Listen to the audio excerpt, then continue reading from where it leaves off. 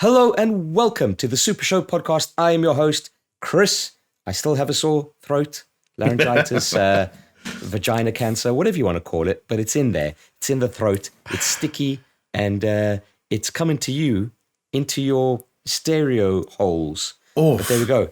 Joining me today is a very sweaty looking Jamie. How you doing, buddy? I am sweaty. I'm tired. I'm all of the above. And now I've got the idea of sticky vagina cancer ringing around in my head. So never been better, to answer your question, Chris. Never been better. Well, good. And also joining me today is the lovely Alex Jones, who has just come back from Japan after some serious auditioning for Bullet Club.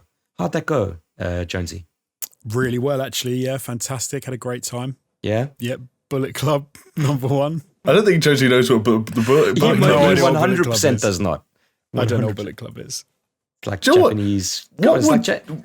Okay. No, I was going to say, what would Josie's describe professional wrestling gimmick be? Like, Is it a wrestling thing? I mean, it's like technical Japanese wrestling. they have fingers in many pies, the Bullet Club. Many holes. I still have no idea what you're on about. What is it? What, like professional wrestling? It's like WWE wrestling? Yeah, like WWE style, but it's like pretend wrestling. Never heard of New Japan Pro Wrestling? No. Come on, mate. Jonesy. Not my bag. Get involved. See, at some point, I think a lack of knowledge of a certain culture is inherently racist. So this is me putting Jonesy to shame. I'm putting Jonesy on the stake. I'm setting fire to him like Joan of Arc. Wow. Lack of Japanese what I did knowledge. was I took a line, I got a globe and I just drew a line, everything past kind of like, I suppose maybe the middle of like, Milton I'm not very good with Keynes. latitude and longitude. No, like anything that was sort of like mid-Russia past, I just ignore. Wow. Like, it's too much. Too much going on. So I just Known forget Asian all that. hater, Alex Jones. Australasia Australasia doesn't exist to me, mate. It's not even. I don't. Nethernoose, Mickey J, they're all going to be very disappointed in you. Someone told me they're from Australia. I was like, I don't know what you're talking about. Austria, and they kept saying Australia. I was like, I don't know. That's a great way to piss an Australian off. Austria? Austria. Where Hitler's from? Jesus. Is that what? Oh, yeah. The Austrians get away with that. It's a claim to fame. Easily. They go, oh, wasn't he German? No. Imagine that being like what you're they must be so jealous that there's people out there like the Danish and people think like, oh, what are the Danish known for? It's like Lego and pastry and stuff like that. What about Austria? Well, you know, there's the Führer and Wow. Let's just swiftly move on. No, Austria, they've saved it. Arnold Schwarzenegger, one of the greatest human beings ever to live. This is They true. pulled that out of the bag. yeah, They had a it Hitler. makes up for it. They had to counterpoint Hitler with like an Hang on, Uberman is this to Jonesy's offset it. way of officially saying that if you put them on a scale, then Arnold Schwarzenegger outweighs the atrocities committed by Hitler? Well, yeah, I mean, the for the- guy... for the guy country weighs- of Austria. levels it out. I mean, For the guy's country of like- Austria, that's why he's so dude. big. Yeah, Totally. he needs that's why he needed that much mass. All right, well, listen, To weigh the fellas, scales. we are not an I don't even know where to take this. We're a gaming podcast, so just deal with it. We talk a lot of shit, as you could probably tell. But Jamie, you did ask a very interesting question of Jonesy. What would Jonesy's wrestling gimmick be? That's the question that Jonesy should have answered in that awkward silence he created earlier. Yeah, exactly. Thank you. I mean, I'm trying to host you. You guys are making my life difficult. Come on. Chris, there's only so much you can do when you've got talent like this at your fingertips. Give me an idea of some other gimmicks, because I haven't seen wrestling for a long time. I know that the Undertaker was obviously pretended to be an Undertaker. Kane had that weird mask and Yeah, had someone Mankind. with a sock I puppet. I see Jamie as a bit of a Mankind. I thought I was Bam Bam Bigelow. Oh, you are Bam Bam. Well, or Tugboat. Tugboat for one night only. Well, a good place to start is: would you be a face or a heel? I think I've got that right. I think I'd be a face. I don't think I'd be. I feel like Jonesy would be a power bottom. Okay, yeah. Yeah. What was it? It was Rikishi who just put his arse in people's faces. Maybe Jonesy's like the skinny version of that, where all of a sudden the idea of the move is completely lost because he's not morbidly obese anymore, and now it's just like the implication he just wants other dudes to eat his arse. I like slam my ass into their face from the top rope. Big time. Leap No, to get some momentum up. It's got to be something with his kind of like if I think of Jonesy, if I just like clear my mind and I've got a Jonesy-shaped box and I've got to put stuff in Jonesy-shaped box, not like that, not sexual, just like, metaphorically This is how speaking. all the best wrestling characters come about. All right. Someone imagines a box in the shape of the wrestler. Of arguments and conspiracy theories. Oh, okay. Do you know what I mean? Hold on. Like the other Alex Jones. I mean, so I could be the wrestling. My alter ego wrestling character could be Alex Jones of the famous one. I like it. Not the Welsh TV presenter. Yeah. What would your stage name be? The other Alex Jones. No, we have to be something like something else Welsh. The other Alex Jones. I don't know. Carwyn Davis. That's another Welsh name. Carwyn Davis. I love it's so good. It's so random that it actually works. Like I can see Vince McMahon like smiling and nodding in approval in a meeting room right now. Yeah, doing that meme where he's going like fucking on the chair, like yeah, exactly. That's what he was reacting to. Who was Alex Jones? Was that the kid who sang the Snowman song? Yeah. Did he get nonced, or was he a nonce? Is there any nonce things going on there? I don't think we should go down that path of wordage. We've already had vagina, cancer, throat, and Hitler. So let's steer clear of True. I mean, the bar is low, fellas. The bar is low. When has the bar ever been high? I guess is the question. You know what we try and do? People don't understand this, but we take a different stance where we try and do we're trying to do limbo dancing where the bar goes lower and lower and lower. And we're trying to see just how low it can go for all you limbo boys and girls. Limbo's the only way to fly. Hell yeah, only way to fly. That's Jonesy's signature move. The only way to fly. Yeah. Don't ask me what it is. First. But there we go. What would your gimmick be, Jamie? Did you almost forget my name there? A little bit. It's very late. I'm very tired. Understandable. No, because you know why? Because it's Jamie and Jonesy, and I don't want to call you Jonesy and then call Jamie Jonesy and Jonesy Jamie. I get you. So I've got to take a pause and make sure I'm saying the right Jamie. I feel like Jamie should be in drag, and his name would be like Big Mama, and he would just Big Mama's house. Big Mama. No, not like Big Mama's house.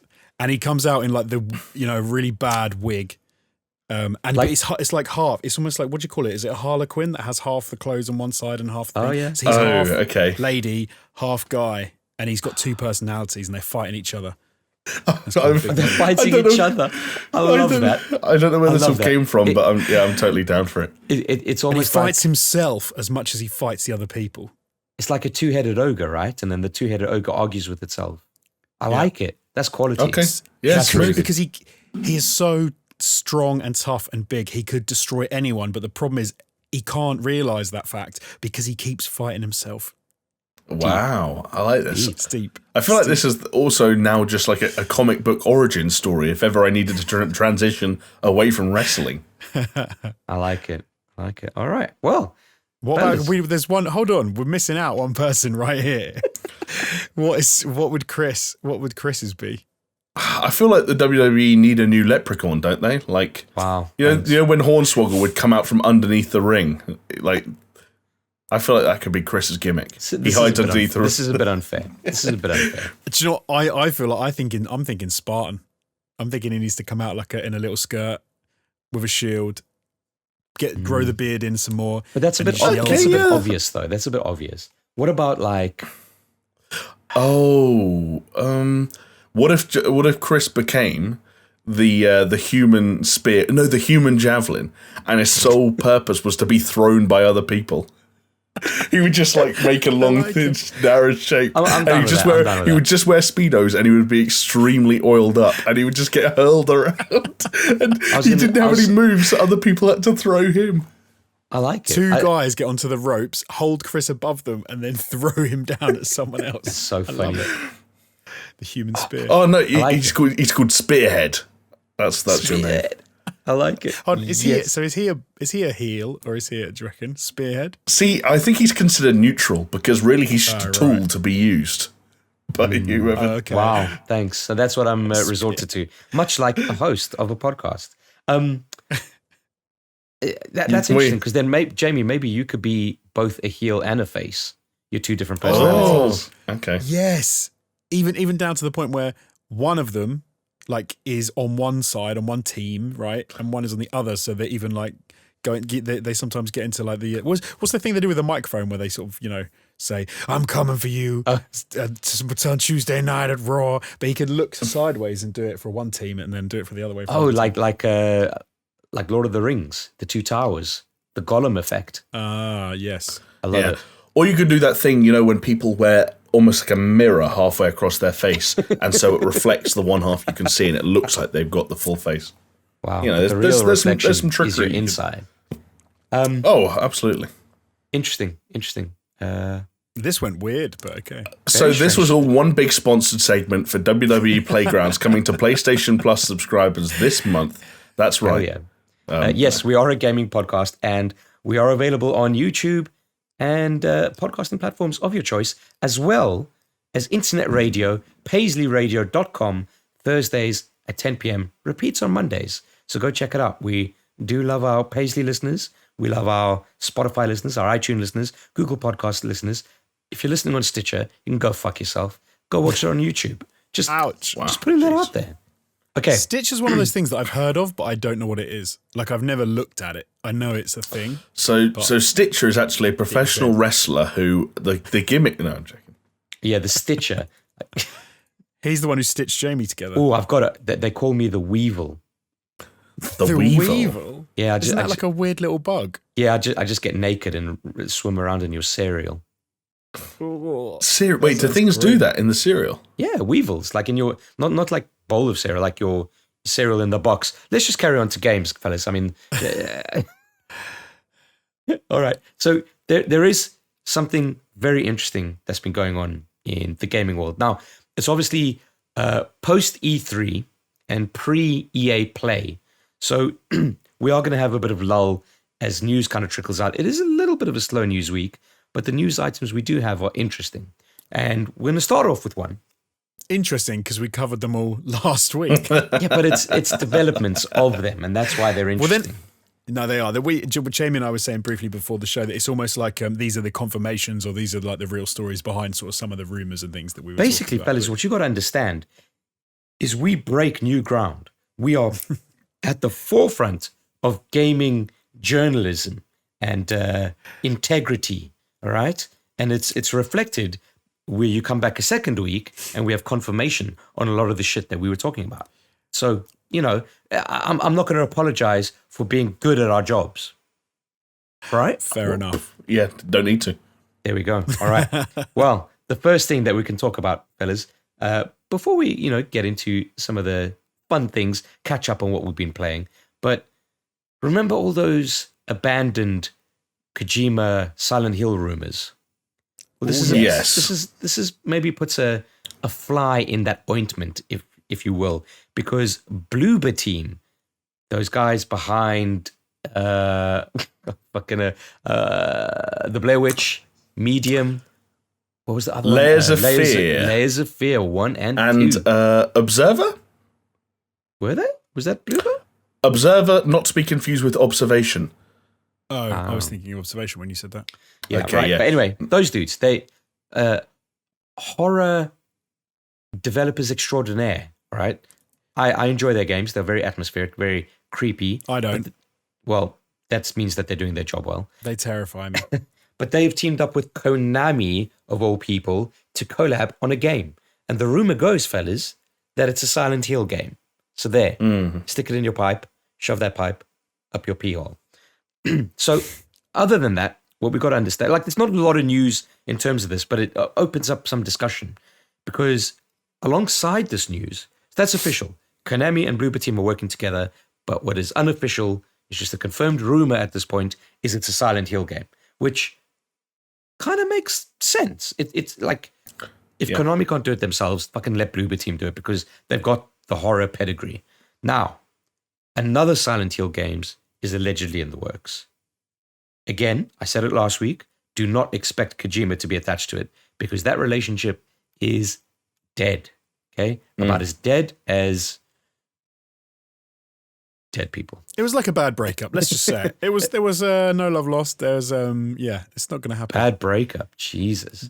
There's a weird thing with this is that you almost feel like everyone online is going, we want Silent Hill, or Silent Hills, or whatever. And then Konami are like, yeah, we can do that. We can make it happen. And everyone's like, no, we don't want you to do it. What? But no one else can do it. Like Konami do not dice around when it comes to intellectual property. Excuse me. Yeah. And as we already know, when it comes to series like Metal Gear or Castlevania, they would sooner make pachinko machines out of games than they would let other people, run away with their intellectual property. So this suggests that even after years of, because do you remember that some people even thought at some point that Sony might be trying to buy Konami IP, and I don't know. Maybe this looks to me like Konami are not as out of video games as we once thought they were.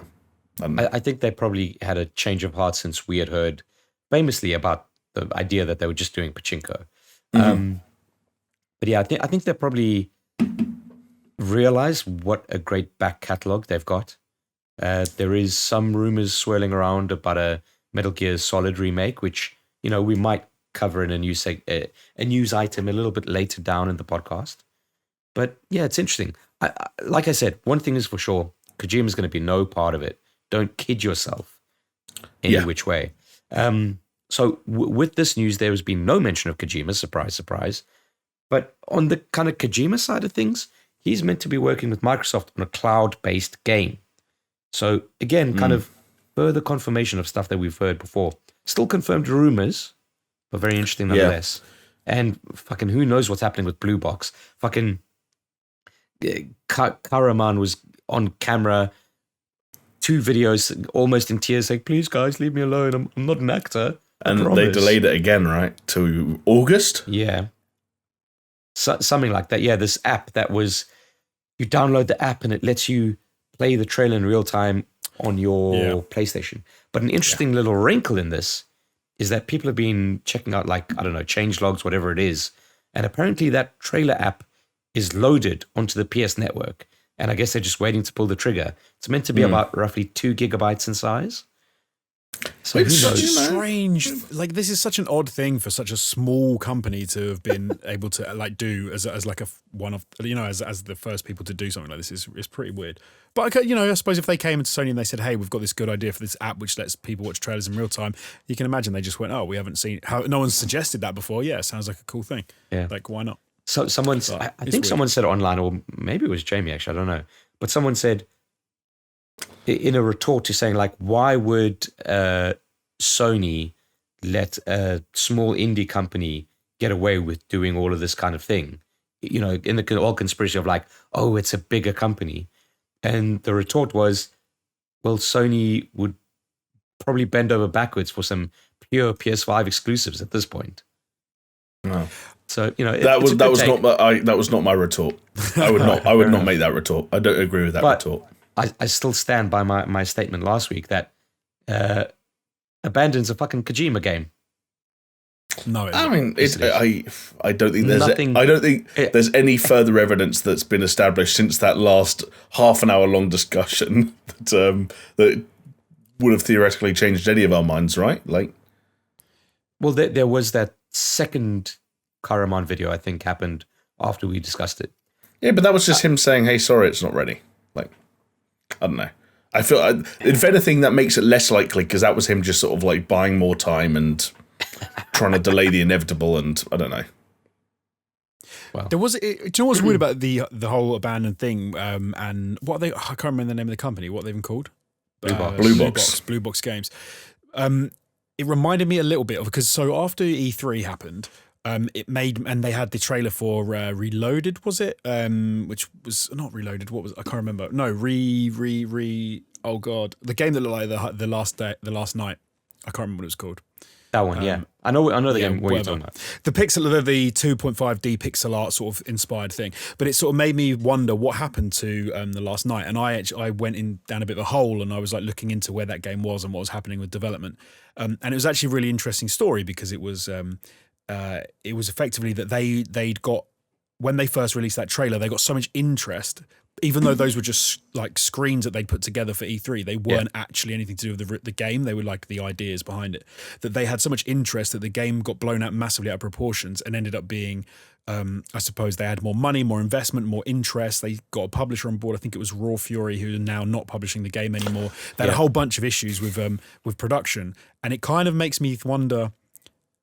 I wonder if about the whole abandon thing with Sony was like a situation where a small dev spoke to Sony and kind of things got a little bit not out of hand, but a little bit bigger than Blue Box thought they would, and now it's gone to an app that they're going to release, and it's gone to this, and they've released this they've sort of made things, I don't know, blown things a little out of proportion with the whole Kojima thing by allowing it to sit and allowing it to fester in people's minds. And I wonder if it's Kojima. Okay, or it's Kojima. But no, do you know what I mean? I think often small companies and small teams can work together, but I don't think it is at all. I think it's just a small company. Or none of the above. Like, it's just a small company. No, but what I mean by that is people are saying it can't be Sony working with such a small company. Like, why would they do it? Why would they bend over backwards? Like, they're not. They're just working with a small company that have grabbed people's imaginations, and now people are looking into it and kind of reading into. Because wasn't one of the things I saw recently was that they're working with an art company. Yes, no, don't worry. I'll get back around to it. Yeah, they've a couple of the studios that they have outsourced work to have been sort of revealed. We touched on both of them last week. Yeah, we did, yeah. And they put out a video like, yes, we're working with Blue Box Games. And people sort of reading into that, and they were listing other titles that this company had worked on. But then you look at that company have worked on thousands of games, and it's just hang on, you want to pick am out. I going crazy? What? Like we're having the same discussion. Chris brought a news story about Bloober and Silent Hill, and we're just making points that we made last week about a different studio working on a different game. I know. I feel like I'm losing the plot. In the last week, I was reading into it a little bit, and it did make me think. You read into the stuff we'd already discussed on the podcast. No, more of it, and more of things that had happened, and it, like I said, it made me think about the last night and how this happens all the time with little companies, and how I think often you don't see what happens behind the scenes, and it just seems like this time around people have gone a bit mental. Look, I think it's cool though. It's fun. I think what needs to happen is, Jonesy, you need to finish off one of the myriad of gaming ideas that you've had, just to a point where you can sell it to make Sony an actual game and be like, Sony, yeah, see how it works. And then you just send out a tweet saying like, oh, me and Sony. Yeah. Ooh. I won't tell you what my game is called, but it begins with S and ends in L. That you let it, come up with games that you can fit into that, just so you can say it. Shithole, sexy shit. Anal. I mean, he's kind of got it in one there. No pun intended. Yeah. Hell yeah. All right, look, okay, going back to this Konami Bloober. Jesus Christ. Bloomer's on my mind. Well, what do you think? Like, it kind of makes sense to me, but it's also kind of a bit of a question mark, because Bloober Team, their horror titles don't tend to be like there's a fucking monster chasing you. It's a lot more kind of psychological. Okay, to be fair, I haven't played the medium, so maybe that takes it a bit of a different step. But you know what I mean? Like there's a very kind of particular style that Bloober go for, and I wouldn't necessarily say that that's Silent Hill. But I think there's two elements to it, right? Because as you pointed out, the medium did explore and experiment with some of the ideas that were a little bit more traditional to that Silent Hill style gameplay, even to the point of having sort of fixed camera positions. And I don't think it went all the way to having tank controls, but it was very reminiscent of those styles of games, albeit with their own twists on it. But the other thing you look at is even the games that have not been, particularly inspired, let's say, by old school horror games like Silent Hill, like the other games we mentioned, Layers of Fear and so on and so forth, they do have a little bit more in common with something like PT, which, is that first-person experience, that first-person horror, that idea of maybe there is one big nasty thing that's kind of constantly stalking you, although obviously in PT it's a lot more obscured and not really, one-to-one in that sense. Yeah. And PT, of course, was the playable teaser for what was then Hideo Kojima's Silent Hills. So, clearly, I think I mean, Konami have set a precedent going back years now that they're willing to do some kind of experimentation when it comes to the Silent Hill IP. They just haven't had a game in that franchise for a long, long time. And the other thing you mentioned earlier is that if we believe everything we're hearing right now, and it's coming from pretty decent sources, there are 2 Silent Hill products being made simultaneously. And if it's Bloober making a first-person experience and a Japanese studio making a third, but I don't know if it's going to be as simple as that, but that could be an interesting way of working around it. I think at one point there was a rumor that Bloober were making something episodic, something akin to the Dark Pictures anthology. Interesting. That was, again, this is going back now. And actually, I know I'm rambling, but that's actually one interesting point I will make about this whole thing, is that the links and rumors that tied Konami and Bloober Team together have been around for months. So if there was one thing that I wanted to point out as being weird about this whole announcement, it's that Konami have come forward and said, yes, we are working with Bloober Team, but we won't say what we're going to work on together. And it's a bit like, let's say like 6 months ago, someone started a rumor that, ATG, we're not ATG anymore, are we? We're the SuperShow. Only took me 78 episodes. There we go. That the SuperShow were going to work with Techno-Ovo on fill in the blanks. Whatever.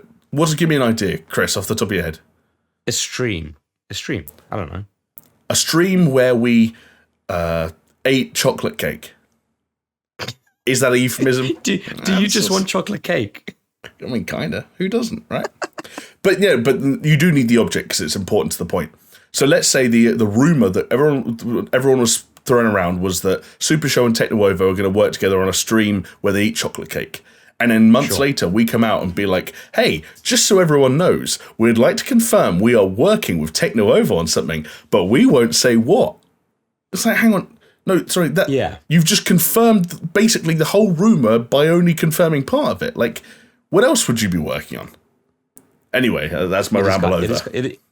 I get what you're saying. It is kind of a strange, like, why drip feed the confirmation of the rumor when it's like the rumor is out there. But I don't know. Unless I wonder if part of it is purely because then it gives them a little bit of leeway should anything come up. Do you know what I mean? If they suddenly turn around and go, actually, it's not really working out with Silent Hill, we don't want to do that, we're going to call it something else, then they can say, hey, we never confirmed it. Well, right. This kind of leads into one of my other points that I was going to make, all right? Everybody's really fucking excited about not only, say, the Bloober Team Konami collab, but also the fact that there are potentially 2 Silent Hill games coming. People forget something, People have rose-tinted glasses because people forget about Metal Gear Survive. Just because it's got a good fucking name on it doesn't mean it's going to be a good game. And I'm sorry, I really admire the Bloober Team and what they've done. It's Konami. You never know what's going to fucking happen. But then, like, I don't know, if you want to... Sorry, Jonesy. No, I was just going to say, like, Bloober Team do seem like a good sort of studio to be taking a Silent Hill game. Like, I actually, for one, I don't think there'd be a problem with it being more like a psychological horror. I mean, that sort of thing. Silent Hills is psychological, but it adds in that element of action to it. But I suppose there's a difference in, because it's been so long since we've had a game from Silent Hill. I think it's a different generation now, and you can do a lot more than you could psychologically now, right? You can do a lot more of it. I think I don't think you should write it off. So Metal Gear Survive, yeah, sure, that was rubbish, but you can't just say just because it's Konami. All I'm saying is people need to fucking temper their expectations. Yeah, people always need to temper them. If I could also, if I perhaps wanted to play the role of someone who refused to temper their expectations, you could say something like Metal Gear Survive was a series that was very obviously pulled away from the clutches of its creator and the person who'd been attached to it the entire time, and was also then internally developed within Konami at a time where they weren't really committed to the whole video game thing. There's no reason to suggest that the Konami presence or the Konami IP will make Bloober Team make bad games. Even if I'm of the opinion that they've yet to make a particularly phenomenal one without firing any shots. Well, I kind of get you. Yeah, it's an interesting one. We'll keep eyes on it, and we'll see how this news develops. All right, fellas, can I hit you with a comment of the week? Let's do it. Do it. All right. This week it comes in from our main man, Bill Caesar, saying, "This is genuinely the highlight of my entire week." That's in all caps. Then he's got a few dots, a few ellipses. Yes, the bar is that low. Speaking about lowering the bars, fella. Yeah. Limbo, Bill, limbo. Come on. This episode especially, I feel like something's in the water tonight. I mean, I am drinking fucking Tropicana pineapple from the fucking carton. Do you know what I think isn't helping? I'm just going to, throw it out, because if we're not open amongst us three, then who are we open amongst? I think my internet might shit the bed. I think I'm on a massive delay to you guys. And I think I'm lagging. You are lagging a decent amount. Yeah, I'll be honest. I knew something was going on. I'll be honest. I thought it was my connection. No, you've frozen a few times as well. There's been a bit where you're like... Well, there you go, folks. That's fucking podcasting under... Well, not even quarantine. It was just remote. That's life. But yeah, so Bill Caesar does go on to say, "I'm going to have a much-needed chill time while I listen to your sultry, silky voices." He might be a few episodes behind, because there's nothing fucking sultry or silky about this. I don't know, mate. I'm digging it. Yeah? Should we just turn this into an ASMR podcast, and I'll just rasp for the rest Jamie of the... and I will take up smoking so we can be raspy as well. I can get down for that, sure. Nice. Then Bill Caesar ends it off by saying, "Thank you guys. Didn't even realize it was Friday until this dropped." So we are providing a service, everybody. We are like, what's the fucking word? A marker to your weekend good vibes. So start the weekend. I kind of have that too, whether I don't know it's Thursday until... Oh. Hello? Hello. He's back. He's back. Sorry, he was frozen. I was just like, when people freeze on fucking these calls, hell, man. You just kind of like keep quiet and you try and wait for them to come back, and you try and pick up the pieces. But you were gone for a big chunk of time there, buddy. But then the other thing that people don't know is that we can bring up internet issues and little connectivity things now. We'll have a little laugh about it. They don't know the troubleshooting we had before this. They don't know that I've been trying to wrestle with my computer for about 5 hours now in real time because of all kinds of problems. And you just want to sit down at night and talk to your bros about video games, and things don't go your way. What do we do to deserve this?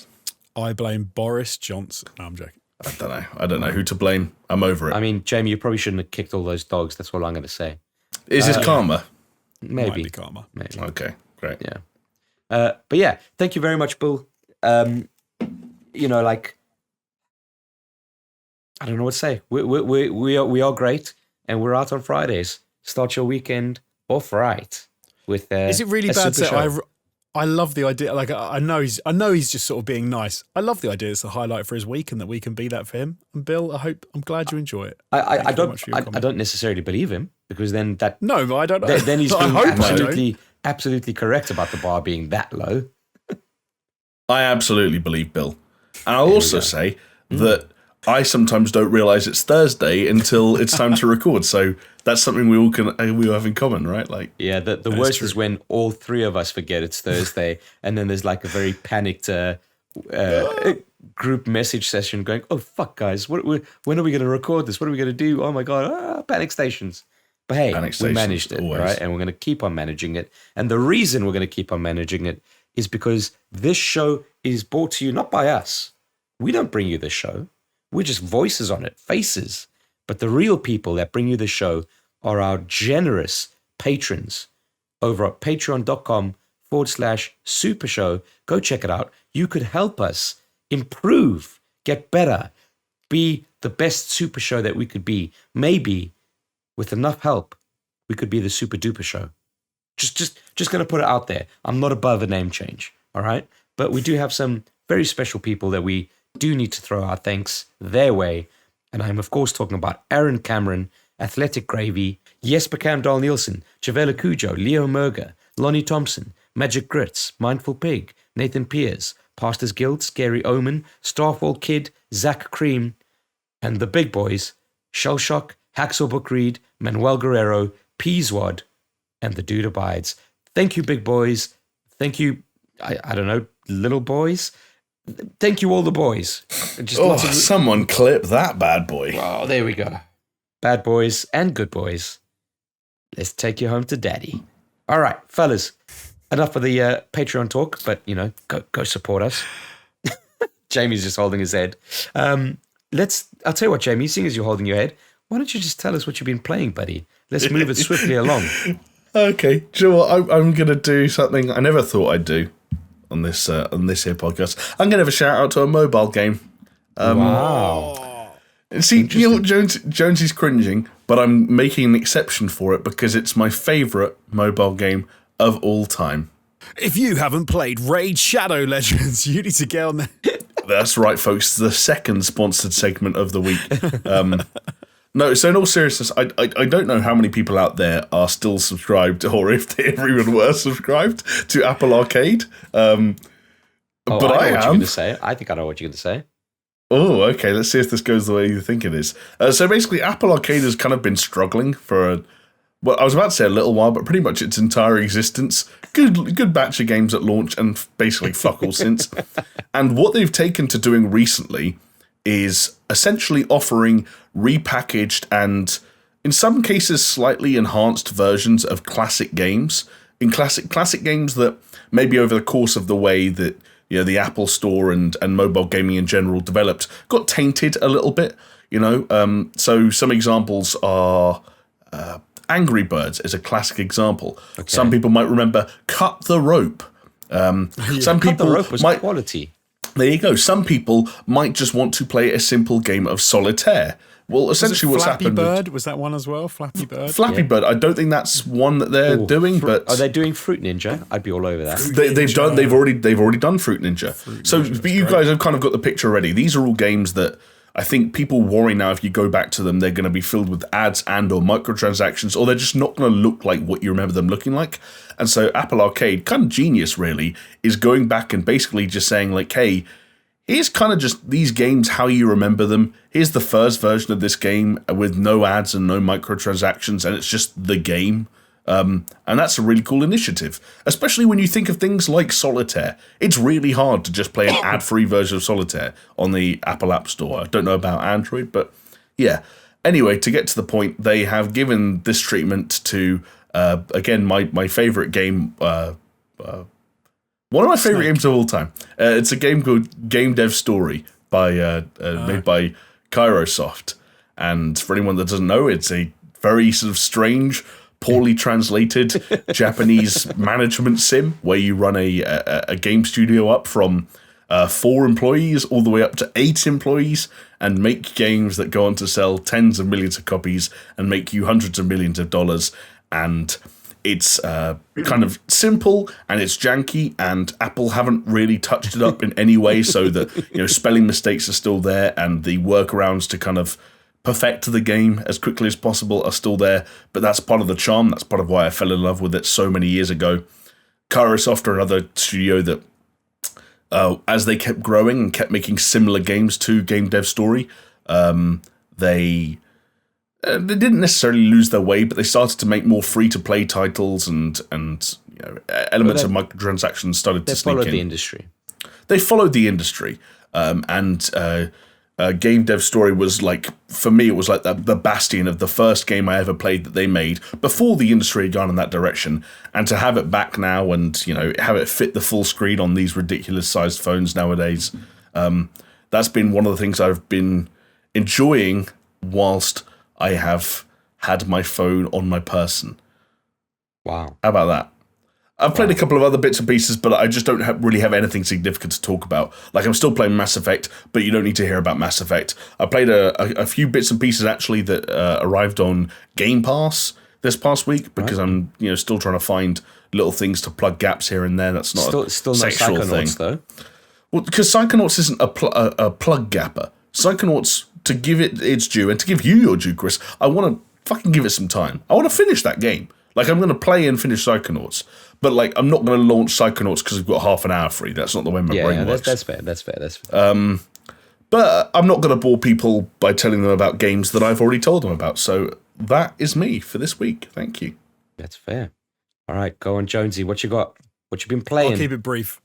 I dipped my toe back into Cyberpunk 2077. Oh, did you now? I did, and the reason I did it was because I got a new graphics card, and I think you guys know that I was waiting to play Cyberpunk on the upgraded version when it came out to next gen. Hopefully, still the back end of this year, but probably not. No, and I think we were actually having a conversation about it. I think it was Jamie that said like. And I'd already thought it, but I didn't want to do it really. But Jamie was like, it's never going to be better than the PC version. So why are you waiting? Yeah. And I was like, I know, but I feel like I owed it to, I don't know, CD Projekt to wait. But I was like, that's so trash. It's ridiculous. Even it's never going to be as good. I've got a 3070 Ti now. Let's get it. And it was 30 quid, which is not bad. So I installed that and I played a little bit, and that is... Hold on, Jesse, before you carry on, I just thought of something. You might be the only person that bought that game this month, and whoever's sat there at CD Projekt, whoever sat there at CD Projekt Red, kind of like waiting to see the sales, just kind of gets a notification on their computer or their phone or something saying like one sale, and then they just break down in tears of joy. You've done that, Betty. You've brightened someone's day, hopefully. So you should feel good about yourself. You stopped a Polish man jumping, Jonesy. Hopefully. Hey, if I can be of service. But like, do you know what? That game is a phenomenally good-looking game, and I've obviously already played it up to. I think I put about 6 or 7 hours in originally. So I'm starting obviously all over again. But it is nice to play it through on a stupidly high setting with ray tracing turned on and more people knocking around and just more stuff like happening, and like I'm looking forward to actually getting and putting some serious time into it. Decent. So. Did you choose a different life path, or did you do the same thing? Okay, no, good. I chose a different life path. Thank God. I chose the was it Outrider? Nomad. Outlander. Nomad. That's what it's called. Nomad. That's what I chose. Nomad. As someone who had a fair amount of bugs when you played it at launch on PlayStation 5 in backwards compatibility mode, has it been a noticeably, like, I'm not going to call it a bug-free experience, but have you noticed a reduction in the number of bugs you're experiencing kind of moment to moment? I would say, I'm trying to think, I would say it's been bug-free. Okay. It's pretty much got to be right with all the patches that they've had since. They're closer to that. Because the things I think you noticed, there were bugs constantly when there were literally tiny little bugs strewn throughout when I played it originally. So no, but I haven't played much into it. I've probably put like an hour or so into it. I've just finished the sort of the prologue where you meet up with Jackie and you save the I'm sure people saw the mission that you do at the very beginning where you save the woman in the bathtub and you take her out into the little area, and the medevac team come and get her and stuff. So I've played all of that, and I've driven through Night City with Jackie, and I've just finished all of that, and so now I'm in my apartment and I'm ready to sort of get into the game. Jackie, you got me. Jackie, you got me. Yeah, but it's no, and it looks fantastic, and I'm really keen to sort of get back into it and have another go. But I won't carry on about Cyberpunk because everyone's had us talk about it 1,000 times. I did, however, because I'm easily influenced, and I watched Chris play some Chivalry 2 on his VOD because I couldn't make it to the live stream. And I thought, okay, like this game looks like a lot of fun. Let me get in and play this. I have played, I'm going to guess, about 5 hours of Chivalry 2 to this point. Decent. Nice. It is a lot of fun. I've had a lot more fun than I ever had with like Mordau in the half an hour that I spent with Mordau. It's an interesting game. Why do you think that is? Do you think you're just giving it more of a chance, or? I think it's giving it more of a chance, and I think it's that I got it like pretty quickly, like because I'd seen you play a little bit, and it's much more accessible. I don't think Mordau made me feel in the same way. Let me set the scene for the people who haven't seen Chivalry 2. A lot of the battles that you start like in 2 rows of people. So there's like 32 people on each team. And there's a guy standing in front of you, like giving you a little speech. And he'll say like, we're not going to let them come and take this from us. We're going to... It's almost like from a movie, right? Yeah, and then the other team are doing the same thing. They're having their little speech. And the map starts where you like run at each other screaming. And you can, and that for me was like, oh, wicked. So our mission is... we're the blue guys. We've got to stop them taking the fort. They're the red guys. They've got to take the fort. And then every other map just comes off the back of that. So and then you get pushed back to another waypoint. So if you lose the gate, you might get pushed back to the courtyard. And if you lose the courtyard, you get pushed back to like the trebuchets and you got to protect them. It just feels a bit more structured. And I quite like the way that it does that. Yeah. Sorry, not to jump the gun here, but just to confirm, the objective is to kill as many of your teammates as possible, right? No, the objective is usually not that. The objective is actually definitively not that. The objective is he didn't pick it up. He didn't pick it up. No, sorry. I've been watching Chris's stream. My bad. Oh, sorry. Was that what Chris does? He just tries to kill everyone. I watched. I go in swinging. He goes in swinging. Yeah, that's a good way of putting it. Do you know what? Every thrust and every swing is a committed one. It is made with the intent to kill. And if you get in, it's when in The Simpsons, Chris is going to do this, and if you get in his way, it's your fault. I think he did all right on his stream. When I had the VOD, I thought he did okay. I also thought I did okay. Fuck you, Jamie. You did. I think I only ever killed one ally. Like outright. You didn't. Full transparency. Full transparency. I didn't actually see Chris kill a single ally. Full transparency. I was just making a joke at the expense of team damage. I guess. To be fair, Jonesy. So what I love doing is I love running in, and if you run in fast enough, and I think I don't know if it's with all classes, but as the knight, you can tackle someone. Yes. Yeah. Right. So I go in and I tackle, but if I can't tackle, I run in. I do my war cry where he goes rah, and I do my the heavy attack, the Q attack. Yeah. And he kind of like leads up and then fucking smacks someone on the head with a hammer. And usually what happens is I'm beeline straight for the enemy, but because I'm so far away and it takes such a long swing up, that an ally just kind of walks in front of me trying to attack the guy, and I just knock him on the head. I'm going to say it's so easy to hit your allies. It is ridiculously easy. But that's the fun of it, though, right? Yeah, because you do have to be picky about where you point, or just hit your allies. Just hit your. You don't do as much damage to your allies. You might do 10 damage to an ally, 40 damage to an enemy. So it's not too bad. But when I watched Chris play it, I was still I didn't really know what was going on. So it just looked fun. And then when I was like, oh, okay, I get what's going on. I'm a pretty sick archer in the game now. I was playing actually a bit earlier today, and I think a bit yesterday. I think I played a little bit. And the way that the different classes work, it's a fun ass game. And the fact that you can, the way you can swing the swords around, the way. So I will say my little thing when you say about running in. I've developed my own way of doing it as well. I am a vanguard. He's got two primaries, so I have an axe and a sword. Right, you run in, and just before you get to the line, I throw my axe in the person's face who's running at me, and it takes out so many people. Yeah, and then you pull out your sword, and then you just go and swing, and it is wicked. Killing people that are coming at you as you're going at them, and they don't expect it, and you just dash an axe into their head is wicked. But how crazy is it when you? It's almost like if you run in somewhere, and all of a sudden you get surrounded by enemies, you're like, "Fuck, what am I going to do?" But then you're playing. And you see your team, like 3 or 4 people, gangbanging one of the enemies, and you go in, and then that guy's just fucking holding his own, and you're like, "Oh my god!" Yeah. So how is this person? Yeah, but it's like moments like that just make the game so fucking fun. We talked about it actually when we spoke about Chivalry a couple of weeks ago, and we spoke about Mordhau, and I sort of said one of my problems with that sort of game is it's not fun. And I think Jamie was like, "Well, the problem is you're shit." And I was like, "That is probably the problem." But somehow Chivalry 2 does a better. I never played Chivalry 1, but does a better job of giving you moments of where you just get trashed on and you get taken out, and it's like, oh, how did I do that? And then you respawn and you go back in and someone takes you out straight away. I kind of feel this sucks. Yeah, I think Chivalry is more streamlined than Mordhau. But I will say this though, Mordhau, if you imagine a scale, okay, for trying to speak it out and as well as show it on screen, but if you imagine a scale left to right. All right.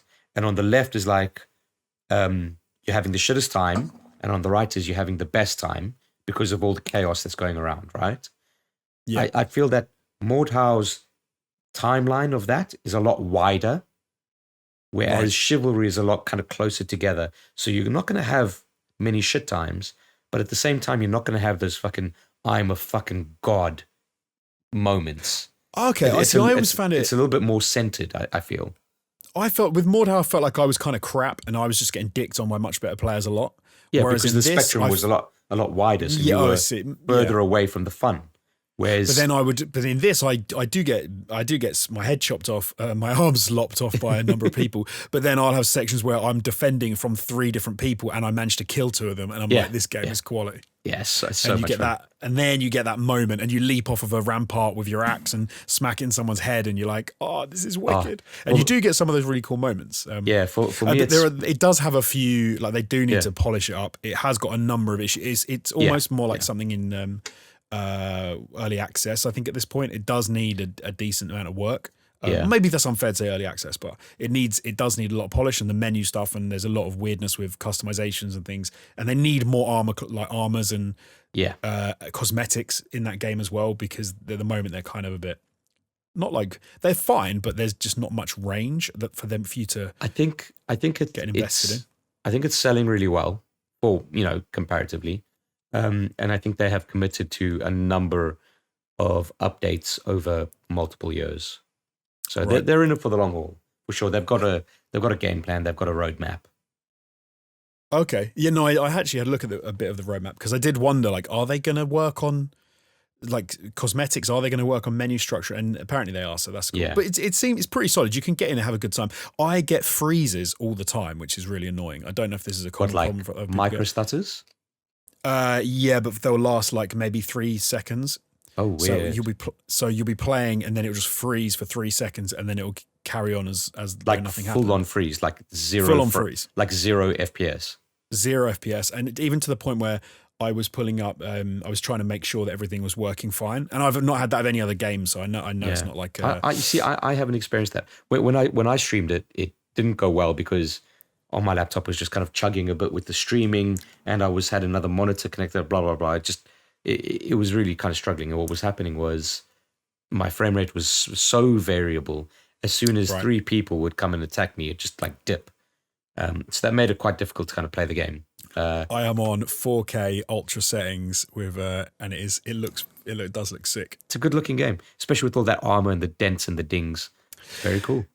Yes, yeah, but no, yeah. So that I've had a lot of fun with that. But yeah, very cool. Nice. Thank you for the doing the stream. Thank you for the recommendation. And I've had a lot of fun with it. My pleasure. But yeah, I've also been playing Chivalry 2. I've also been playing Cyberpunk. You two are in sync this month. Yeah, it is kind of strange, this week. Isn't it? Sorry, this month. Oh, it's getting into dangerous territory there.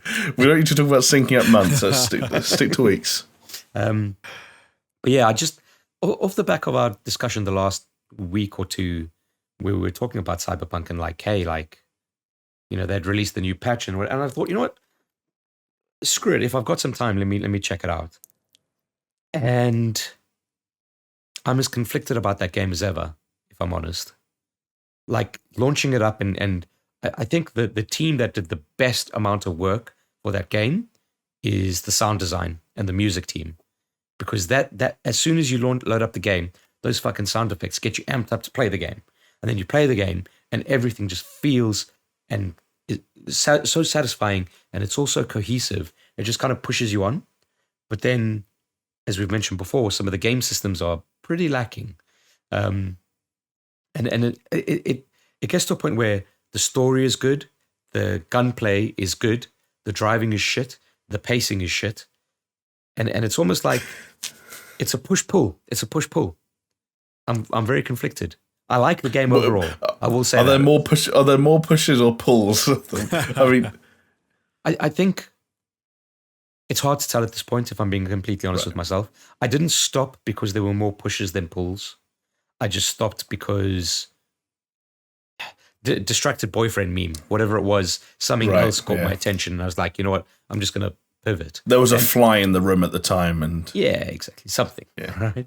I think it's an issue with open world games in general. Like I experienced that where it's much easier to be distracted by other things when you're playing an open world game because it's so expansive and it's like you have to get in and want to play it. And sometimes if you don't think I want to get in and play it right now, it's easy to be distracted by other stuff.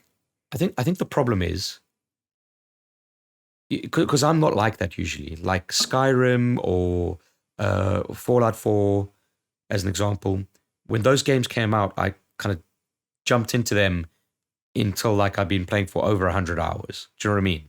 Like and Breath of the Wild as well. I turn to my wife and say, "You're going to be a Breath of the Wild widow for a month, or you're going to be a Fallout widow, whatever." And when Cyberpunk came out, I said, "You're going to be a Cyberpunk widow because I'm going to get fucking delve into this." But I think the issue is that Cyberpunk is an open world RPG where the RPG element of it doesn't necessarily make a lot of sense, and it's not good enough to push you into that mindset of I'm going to inhabit this world. For me personally, some people may see it differently, but I just feel like they could have taken the RPG elements out of that, and the game would be pretty much the same. I don't think RPG elements add all that much to it. I know it sounds weird to say. There was no, I think you're right. There was almost starting the game again. One of the really strange things is how in your face the fact that elements that were supposed to be in the game that aren't in the game but are mentioned and referenced in the game, which are so weird. Like one of the first things in your apartment you do is you pick up the brain dance from the table, and it like gives you the lowdown of what a brain dance is. Yeah. And it's this, and you're like, oh, but you can't actually play them. But that was supposed to be in the original game, right? You were supposed to be able to find brain dances and play them. You get told that you can access your what's it called, your stack or your stash or whatever it's called from your safe houses. And you're like, but there aren't safe houses. There's just one apartment, which you hardly ever go to. But it's in the dialogue of like, you can access it from your safe houses. And you're like, so they didn't even change the dialogue. Can I tell you the other issue I have with it, right? In an RPG game, I don't know if, like a standard RPG game, I don't know if you guys are like this. You do a mission, you clear out a mob, whatever it might be, and you've got all this loot, and you look at the loot and you're like, oh, this is cool. Oh, let me have a look at this. Let me have a look at that. Oh, okay, yeah. Let me mix and match and blah, blah, blah. What's been happening to me, this coming back to Cyberpunk, I'm picking up all these things, but I never go to look at them. I just don't give a shit. Yeah. I don't give a shit about their RPG elements other than say, is this a higher DPS? Is this a higher armor? I don't care. It's not like trying to find synergies between, like okay, let me put it this way. Like, you take a game like Borderlands, where your gun can have like poison damage or fire damage or whatever it is, and it's like, you think about what kind of build you want to go for. The same thing is kind of present in Cyberpunk, but you don't care about it. I don't care if my shots are corrosive or if they set the guys on fire. Maybe it's because you don't notice it that much. I don't know. It's a weird thing. It's very odd, very kind of like disconcerting. How could that just speak to kind of your relationship with the game and sort of where you're at with it mentally? With the design, that's what I'm trying to get at. Like you mentioned, the Skyrims and the Fallouts of the world. I don't know that I give much thought. If I'm choosing my what I'm wearing in a Fallout game. It's that exact same thing as Cyberpunk, where it's like a kind of a cross between the inherent armor value of the item itself and whether or not I look like I've just crawled out of a trash can. Obviously, as you point, you use the Borderlands example of like, yes, there are variables that you can add, but at the same time, like, it's again, this is as someone who has not played the game. I've got to clarify. So these are questions and not me, trying to weasel in my own opinion. But I'm just curious as to like to what extent Cyberpunk is kind of like criticized for having light RPG elements that we're almost bored by now because they were co-opted by so many other games, almost every game in the fucking existence over the last decade. I just think that is poorly implemented. I don't necessarily think it's like RPG system fatigue that I've got. Okay. I certainly don't have that. It's just poorly implemented in a way that is not exciting. I guess what I'm saying is I don't know what, and maybe this could be treated as a question if you feel like you have any ideas, but like what could it have done different?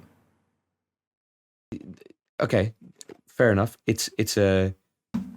That's a big question with big answers, right? Like, I'm on the verge of wrapping up what some consider to be the best trilogy of RPGs in the last 2 decades, and I can tell you they don't have anywhere near as much, customization and choice and sort of role playing mechanics as the game we're talking about now. I guess the point is this, right? Is Cyberpunk wants those like deep RPG elements, okay? Right. Whereas, like, let's say maybe Mass Effect, they were okay with kind of stepping back from those deep RPG elements, okay? So Cyberpunk, they put emphasis on other areas. Yeah, exactly. It's not like a diss or anything. It's almost like Cyberpunk wanted these deep RPG elements, but then the systems in place within the game don't take advantage of that and don't utilize that. So therefore, there's no coherency in it, which makes you not really care that much. Right. Okay. Like, this is where I bring up the Borderlands thing. Borderlands, you pick up a gun and you can feel the uniqueness of that gun, whether it's like corrosive shots or flame shots, whatever it might be, okay? And you can see... I love the example of Borderlands because I can't stand the gun system in Borderlands. Okay, you know what? Absolutely infuriating. No, I get the point, though. I get what you mean, though, yeah. You could use Diablo as well as an example, like any kind of... Okay, use Division, okay? Because I would argue that Division, in terms of their like loot, still falls a little bit flat for me, but I know that's just me. I think a lot of people enjoy it. But you can kind of see an understanding of how all of their systems work together to help you get enjoyment from the game. But like Cyberpunk doesn't really, it's just, sometimes the RPG elements feel like a chore, right? In terms of like skills, let's say, is like, is this really making any difference? I can't tell any difference that I'm making with my skill points. Or with picking up the guns, I don't care. I think I know what you mean in some respect. Like, I think one of the things Cyberpunk for me doesn't do versus what I think it could do is it didn't make me sort of like fall in love with one system and utilize that system. It kind of made me a little bit beige to most of the systems. Whereas often I think games with RPG elements make you sort of like really get to grips with one. Like if you're really into crafting, then you really utilize the crafting system, and it doesn't matter that you don't really pay much attention to some of the other areas. So I suppose like Mass Effect, although it's not the same, like I genuinely would walk around my ship talking to the other characters, and when I went into missions, I would actually consider who would be the best teammate to take with me. And I think it made me invest, like Mass Effect 2 I'm thinking specifically of, it made me invest in the mission structure and who I was going to take, and was I going to take Jack with me, or was I going to take... You didn't think twice about, or up to a certain point, you didn't think twice about what weapon they took. No, it's more about them. So I'm saying like there were certain elements to the game that I grabbed onto and were like, oh, this is really cool. I really like being able to. But then I kind of get what Chris means about Cyberpunk is a bit more nothing, like the crafting is a bit wishy-washy. The skill point thing is a little bit, sometimes you're like, I don't really care where I put that skill point. Like after a certain point, you unlock a skill and you go, do I care about 12% more of this? The gun thing, I get what you mean, although I'm not great on gun systems in games anyway, like Outlanders, where you can go, it's the same shotgun, but it does a slightly more damage. So I just get rid of everyone that's exactly the same, keep that one, get rid of all the others, sell this, sell that. And Cyberpunk for me was kind of like that. Like I had an auto rifle, I had a shotgun, and like a pistol and a samurai sword. And if I got one that had slightly more DPS, I just put that one in the slot and keep that. So I didn't go, what cool fancy side things does it go? I guess the thing I'm thinking is that like, I'm trying to think of how many games the sentence you just said doesn't apply to. Yeah, I think you're probably right. You swap out auto rifle for steel sword, and we're talking about so many games. You know. No, I think I agree with you, Jamie. I'm saying like for the gun system, for me, it's the same in so many RPGs. I've never played an RPG where I go, I'm really into this. Like this was like Borderlands. I used to hate going, I've got a sniper rifle that's made by this company, and it's got this thing, and then you find another sniper rifle. That's funny to me because Chris is right. Like Borderlands is the perfect example of a game that makes guns totally unique. Like it does. It sounds like you don't like either system. No, my issue with Borderlands was that the way they sold it as, we have millions of guns, and then the way it actually worked in implementation was you had every variation along a line from one you liked to one you didn't, and then they had every little variation in between. And used to just switch like a flame weapon for when you had to fight one type of enemy to a different sort of acid for a different one. Oh, now I've got a sniper that's got a slightly different thing or a slightly different this. It disagree. worked. I disagree. It worked when you had like a setup, but then when you found everything that was ever so slightly different, I was like, it's not a different gun. It's basically the same. Maybe that was your experience, but I from what I remember of playing through Borderlands 3, whenever it was 2 years ago, I would not describe my experience as constantly picking up weapons that were marginally different to the weapon before it. I think the variety was pretty impressive. Yeah. You then had like one that was really different. You'd get something which was completely different and you'd be like, oh, this is really cool. But it almost made me more annoyed when I got a marginal difference in a gun case. I open the case and it's got like 1 DPS better.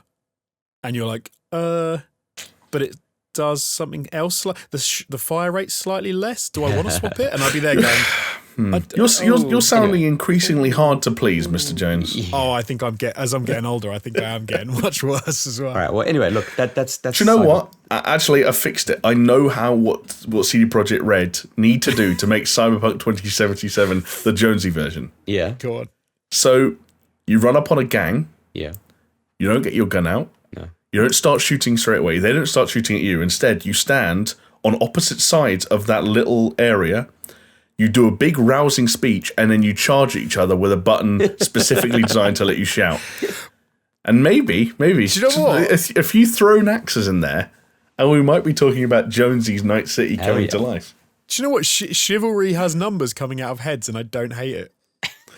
Jonesy, actually, that's the thing. Did you see that there's Yes, I know what you're going to say, I think. Ratchet and Clank? Yes, Ratchet and Clank has the option to make numbers come out of So, heads. Chris, and Ratchet and Clank, there are collectibles that give you basically certain cheats. They're not quite like cheats, but they're basically different modes. And one of them is RPG mode, and if you turn it on, it shows you the numbers. That's cool. And I just thought, that's the anti-Jonesy mode. I loved it. This is what we say every time, that there are numbers in every game coming out of people's heads. You just see them in some games and you don't in others. So I don't like the games where they show the numbers. Yeah. But I haven't mentioned it, obviously. I've still been playing loads of Ratchet and Clank, and it's a fantastic game. Fair enough. Nice. All right, well, look, I didn't mention it at all, but it's very, very good. I'm still going to keep playing through Cyberpunk because I do want to get through the story. I really am enjoying the story, but we'll see how long I last. But talking about numbers out of people's heads, I want to say that Jamie and I, it was meant to be Jamie and Jonesy and I, but didn't pan out that way. But Jamie and I played some Apex. The dream. Oh, yeah. The dream. Yeah, we did. No, we did not. Oh, no, thank God for Chris that. came second in a match that I disconnected from, and I was just listening to him play on himself. Oh, that was mad. That was mental. Because duos is quite different to trios, obviously. It's it's maybe more coin tossy in terms of if it's you and another team, is that team comprised of one person or two two people? I don't know. It was interesting. So Jamie disconnected and I carried on playing the game, but I was playing very cautious. And I got up to just me and this other team, but I hadn't encountered anyone. I was like avoiding everything, just seeing how I could go. And the ring was down to the smallest kind of circumference that it could be. And I see the one guy jumping around. I'm like, fuck, okay, let me try and go for him. And it's actually two of them. It's like, okay. And they were just playing with me. They were like pot-shotting me and just kind of like waiting. And me, I was just trying to like fucking sink all my bullets into them. Eventually I ran out of bullets and then they just kind of like punched me to death. It was a bit sad. But yeah, it was quite intense going through it because it's like, Jesus. But yeah, chances are I never would have won that anyway. But yeah, playing some Apex. I enjoyed it. I know Jamie's still not too keen on it. But then again, not even a handful of hours with some internet connectivity issues, probably not the best way to delve back into Apex. It's rough, actually, because I played some duos with you, Chris, and I actually played some trios with Jonesy and Martin from Just Interesting over on the PlayStation. So, weirdly enough, I went from not playing Apex for, I think, over a year to playing it for, probably about like 3 or 4 hours in the past week. Yeah. And look, I need to give it a bit more time. I need to give it a fair shake before I draw any huge conclusions. But I think I've already shared this with you, Chris. But you know what my hot take is off the cuff. Yeah. And Apex fans, cover your ears.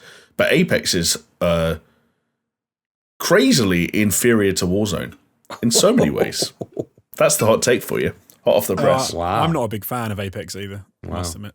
Well, we are the home of hot takes and trash opinions. I mean, that probably was a bit of both, depending on who you ask. I don't know. I think you're right in some aspects. I think what Warzone does good, it does really, really good. But I think, by the same token, in different ways, what Apex does really good, it does better than Warzone. I think there's things to take from both games. Yeah, I can agree on that. Yeah. There's a strange thing. I don't know if you guys agree, but when it comes to battle royale games, I think Warzone, where it edges it for me, is when you come across another team and you engage them, and then it's like a firefight. That for me is much more enjoyable in Warzone, and in Apex, it's much more kind of erratic. I don't think it's as I don't know. It always feels a little bit more messy in general. It is messy. Yeah, I'd say. I think I mean, I think also like that's because you get elements of Warzone's game design ideas are a lot more streamlined, even when it comes to things like healing or using sort of grenades or whatever kind of gadgets you want to use. Like that's something that's far more accessible in Warzone than it is in Apex. And even just that little bit of juggling of like, okay, I'm going to switch from my med kit to my shield thing, and then I'm going to pop that, and it's going to take this long. Given the fact that you already have far more health and shields, and the time to kill is far longer in Apex, fights become more drawn out. People healing mid-fight or like scurrying away and kind of taking things from another angle becomes a far bigger part of the process.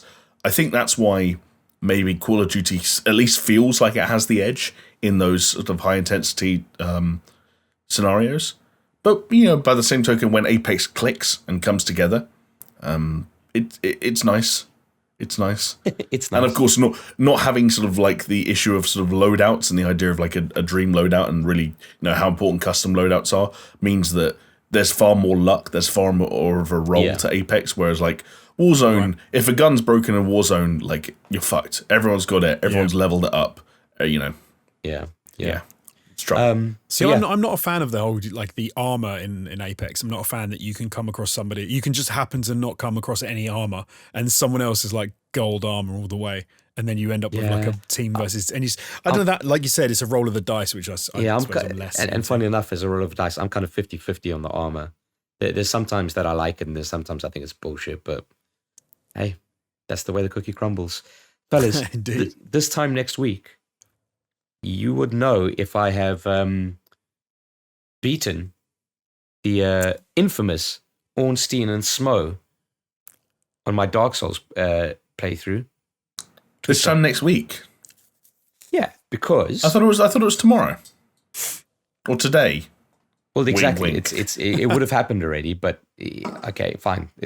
A little bit of a temporal space-time distortion, but yeah, this is what Tenet is really about for anyone that hadn't seen it. Yeah, exactly. Before this podcast goes up, I would have had my birthday stream playing Dark Souls, fighting Ornstein and Smo, and either beating them or not. But what I'm saying is that next week, if they didn't catch the stream, they will find out what happens next week. So stay tuned. Do you remember? Have either of you two seen The Meaning of Life, the Monty Python film? Yeah. Remember that one sketch set in the school about like which hanger you're meant to put your coat on? It's like it's perfectly simple. You put your coat on if you have an older brother who's playing in the rugby field, then you put your coat on the top hanger and you remove your school.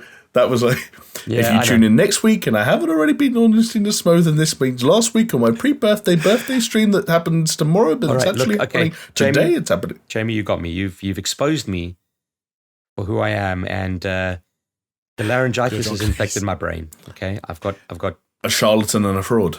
Do you know what's really great about that scene in The Meaning of Life? The Catherine Zeta brain disease. All right, in that scene. If you look really carefully, when the camera pans around, when it first sort of is queuing up on John Cleese, Jamie is sitting in the one at the side, taking notes in that class. Because that was the school he went to.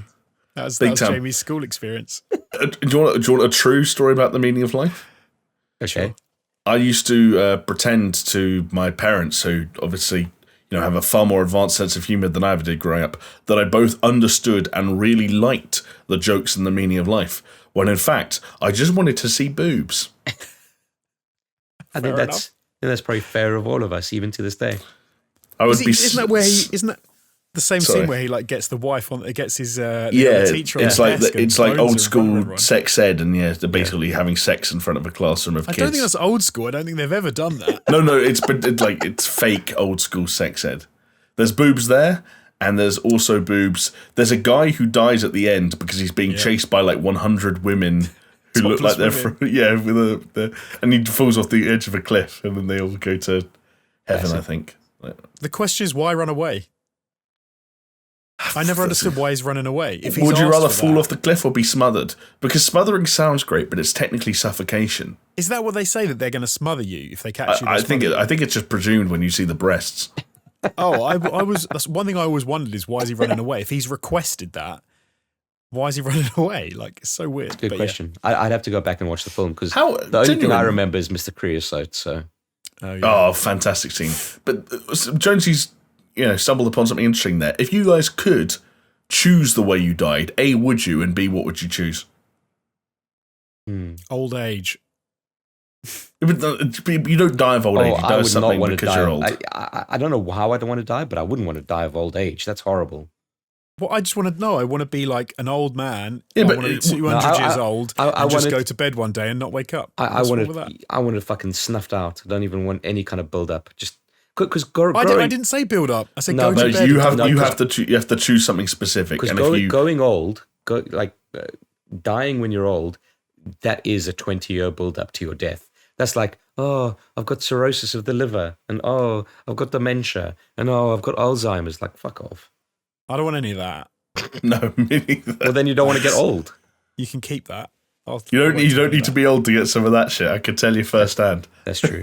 The thing is, I don't know. I think I get where you're coming from, though, Chris. In that, like, it's 80 is a good round number, right? Like, you're just about, Oh, you think that's too much, Chris? I reckon 76 and I'm out. Don't say that, because now I'm looking at my parents Bizarre. and thinking, like, really, like 76? Is that when some people want to start wanting to die? Jesus Christ. I just don't want to. I just don't want to poop myself. See, that's a fair point. Wear That's an a fair adult point. diaper. You'll be fine. Nah, you see, but you're still pooping yourself. Yeah, that's true. I'd probably ask the big man upstairs for a little bit of sneak insight. I'd say, give me the last, or at least tell me the last full year in which I actually enjoy and understand and consume video games. That would be a nice way of knowing when you're going to clock out. Then he gives you a year so you can work on it and you know that's it. And then you're done. And then we I wait. tried to drag it out. Yeah, and then we wait for Jamie to come back while his internet shits the bed. There he he's is. back. He's back. Hello, buddy. I might be back. It took a little while to get you two back. And do you know what's great? You both froze with your eyes closed. It was like you were two nice. sleeping little babies. Well, we were communicating telepathically. All right, something else that is kind of telepathic communication. I don't know if you remember. I think it was maybe 2 or 3 weeks ago when we were talking about Dead Space. As you remember? Well, Yes. No, but go on. well, there let me refresh your memory. We were talking about the rumors that Dead Space might be getting another installment. And hey, much to the theme for this podcast, the coming back to old news, guess what? Dead Space making a comeback, part 2. All right? And I've written here, and see if you get the reference. The rumor come out. Can Dead Space is Remake? I think it some article that like this is annoying me now. Yeah. It was like a blog. It was like an article blog post. I don't want to say it in case I'm wrong. Is it the thing about, I'm going to type it. Was it a thing where it had scraped one of the videos we'd made in our old job? No. And oh, is it? Maybe Jonesy's right actually, but I'm not saying that either, just in case. What? Well, you have In to the look Discord. you have to look at chat. Oh, what? Okay, hold on. This is Oh, getting no. again. No. All right. No, I wasn't no, gonna say no. it. I won't say it. God, I Genuine. remember- Actually, no, I remember can't even that. ask that No, question. I don't know. that was a conversation that Jamie had for far too long Wait. at work. It's no. I've remembered it now. Go on. It's not what Jonesy said, but it's similar. Is it about the singer Mr. Bruno Mars. Yeah, the rumor came out. Can Bruno Mars is gay? Yes, I remember that. Yeah. Can Bruno Mars is gay? But yes, basically, is it true that there is a Dead Space remake coming out? Because before, when we reported it, we were like, is it a new entry? Is it this? Is it that? But yes, the rumor is that EA Motive have a new project and that it is a Dead Space remake. No mention of like, if it's Dead Space 1, 2, or 3, but you'd imagine it would be Dead Space 1. Surely. Right? Yes. So the idea... No, they're going hard. 3. It's Dead Space 3 getting remade. You know that worst one? Let's redo it. Fan favourite, Dead Space 3. But yeah, so basically a full remake of Dead Space, presumably 1, but they would add in new elements, I guess, to kind of update it, keep it kind of 2021. There is some kind of backup to this because VentureBeat and reporter Jeff Grubb, you may have heard of him on this podcast, is reporting that the rumor come out, Dead Space can be a remake. Hell yeah. But yeah, the thinking goes that EA saw Capcom's success with the Resident Evil remakes as almost a sign of success. Because you'll probably remember that EA were at one stage, very hard in saying, no, all our games that are coming out are going to be games as a service. And then they kind of shied away from single-player games. Then Jedi Fallen Order happened, sold really well as a dedicated, non-microtransaction single-player game. Rumor has it that they look at Capcom's Resi success and they're like, you know what, we want a piece of that pie. And fair enough, I think, Dead Space is the way to go.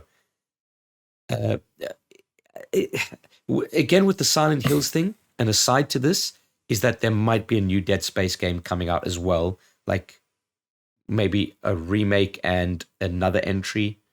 It's kind of all a bit confusing. We'll find out, hopefully, at EA Play, because the idea is that we're getting some hints, this VentureBeat reporting. Other outlets have reports as well, like Eurogamer, to certain degrees. But yeah, it's interesting. What are your guys' take on it?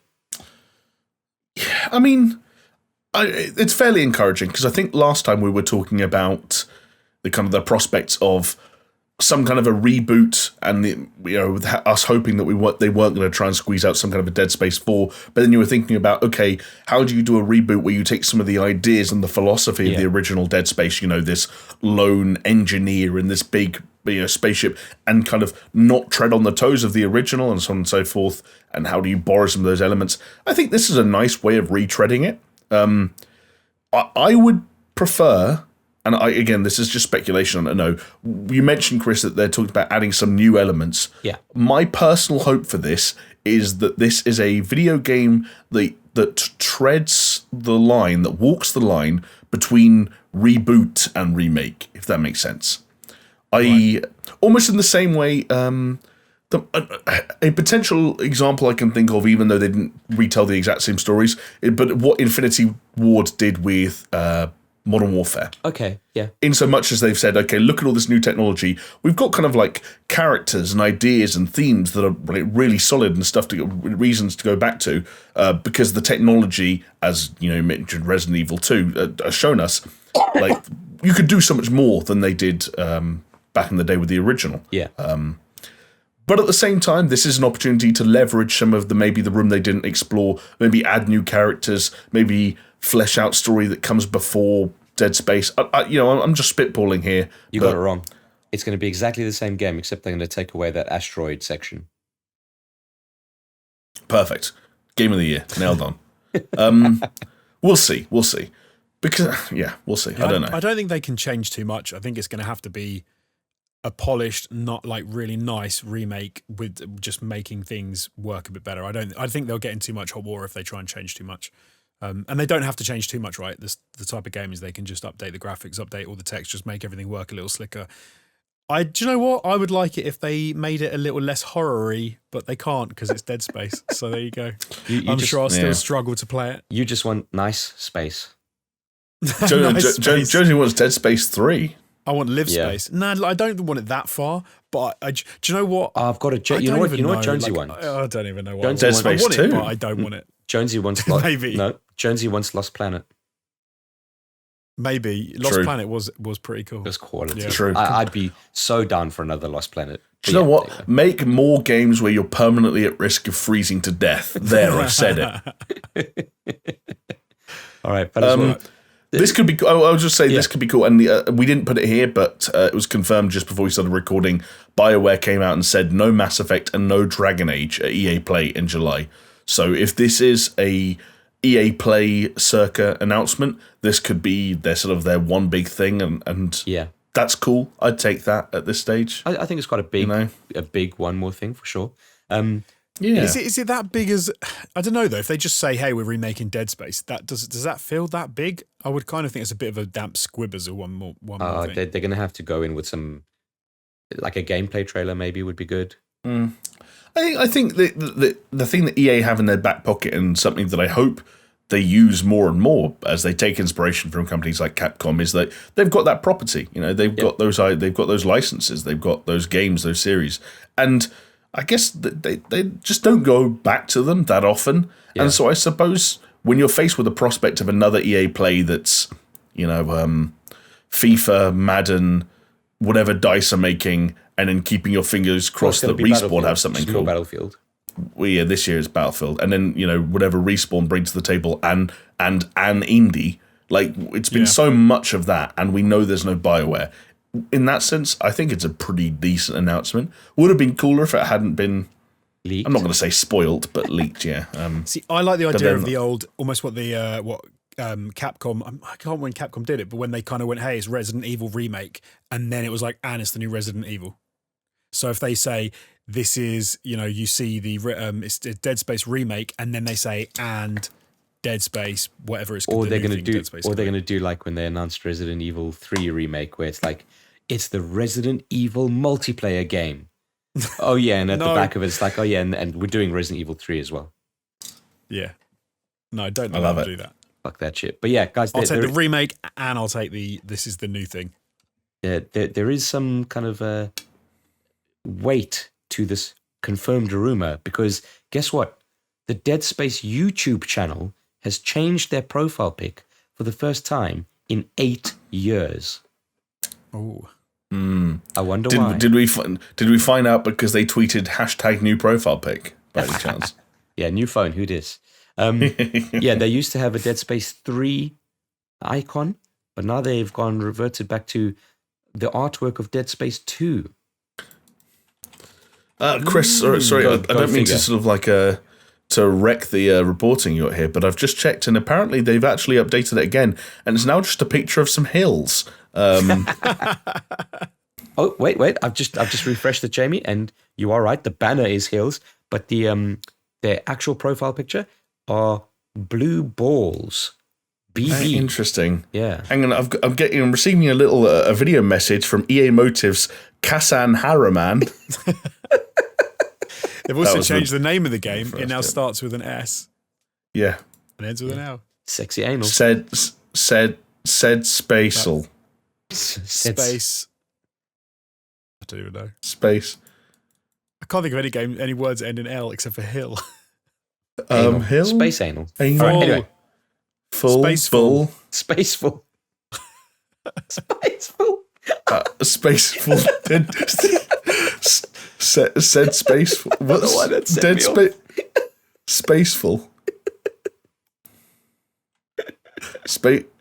Spaceful. Dead Space Jam. Dead Space Jam. What, Dead Space Jam? Doesn't start with S. LeBron James is Isaac in Dead Space Jam. I like it. All right. See why? How are we not the people in charge of coming up with all these ideas? Because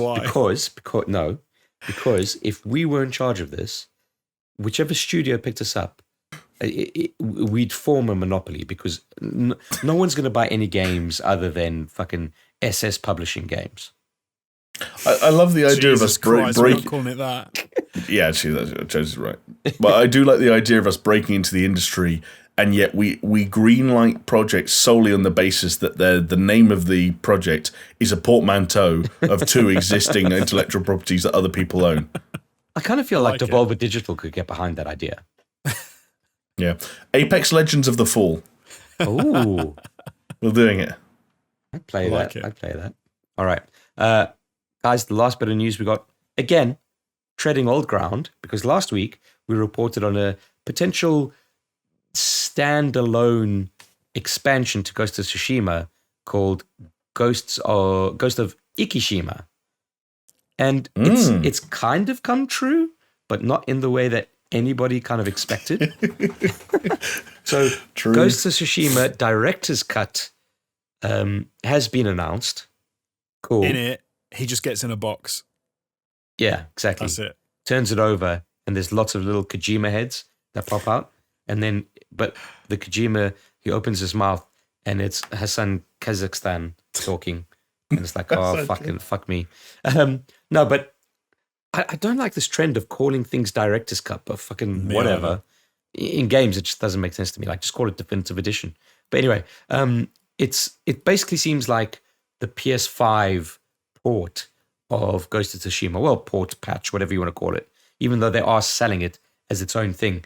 It will have DualSense support, 3D audio, improved load times, up to 4K resolution options, save transfers. There will be an update to the kind of, was it PvE co-op Ghost of Tsushima Legends. Then this is where it gets interesting. They are adding in the Ikishima Islands as an expansion, as another area that you can go to with its own story, new enemy encounters, etc. But it's built into this Director's Cut. Yes. So so that's the expansion part. That's what we were talking about. The rumors that we had last week was that it was going to go to Ikishima Island, and it was going to be this sort of like a mini game kind of thing. But so that is what I guess is the expansion thing that we were talking about. Yeah, but you have to pay for it. What do you guys think? I mean, I feel bad for saying it, but it feels like it's too soon for these kinds of. I mean, I get you got to go from PS4 to PS5 and make a thing of it, but like Death Stranding, say, oh, here's the fucking Director's Cut, and Ghost of Tsushima, like that game came out last year. I'm all about this. Like, I think this is a great. I'm all for more Ghosts. I think it's a fantastic game. I think the expansion idea is great. Like, I'm totally into it. I'm happy to play it. I also am looking forward to the PlayStation 5 upgrade. However, it does get a little grey when you start to talk about the pricing and how they've structured this. Like, so I don't have any issue with the actual expansion. Like I said, I think that's great, and I don't have any issue with them saying, "Hey, we're going to do the PlayStation 5 version," because that's also great. I've got a PlayStation 5. It does get squiffy if we try and work for people out there who can try and understand this, because they keep doing this to us. So you can there's going to be a Director's Cut expansion which you have to pay for, right? So at the moment it's $19.99. So that's how much the expansion is going to be, and you can pre-order that. And so that is released, I believe, if you've got the original PS4 one. Sorry, yeah, if you have the original PS4, you can pre-order the Director's Cut, and it will cost you $19.99 to add on the Director's Cut version to your existing version. If you don't, you can just buy it outright, or you can pre-order it outright. From the 20th of August, from the date that is released, you can then also purchase the PlayStation 5 Director's Cut update, which is another $9.99. So you can pre-order the Director's Cut and then upgrade it on the 20th of August. If you don't want to do that and you just want to wait and you want to go from the PS4 version that you already have straight to the PlayStation 5 Director's Cut version, it will, of course, cost you $29.99. So, or the other thing to say is you can just buy it outright for, I believe it's $59.99, I think, if you want to just buy the PlayStation 5 Director's Cut version. Like, I think the it's confusing, but I think there's one option here that, that obviously they have to put for people it applies to, but I think confuses the whole thing, which is the people going from the PlayStation 4 Director's Cut at some point going to the PlayStation 5 Director's Cut for $9.99. Really, I think the simple way of putting this is saying, hey, this is going to cost you $20 if you got a PS4 or $30 if you got a PS5. Yeah. And then if you get the PS4 version now and get the PS5 version later, it'll cost you $10.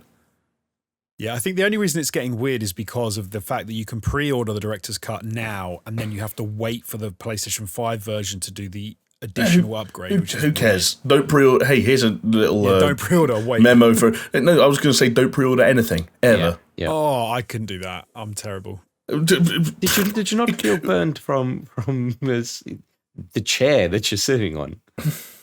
Cyberpunk? No, not at all. Like, genuinely not at all.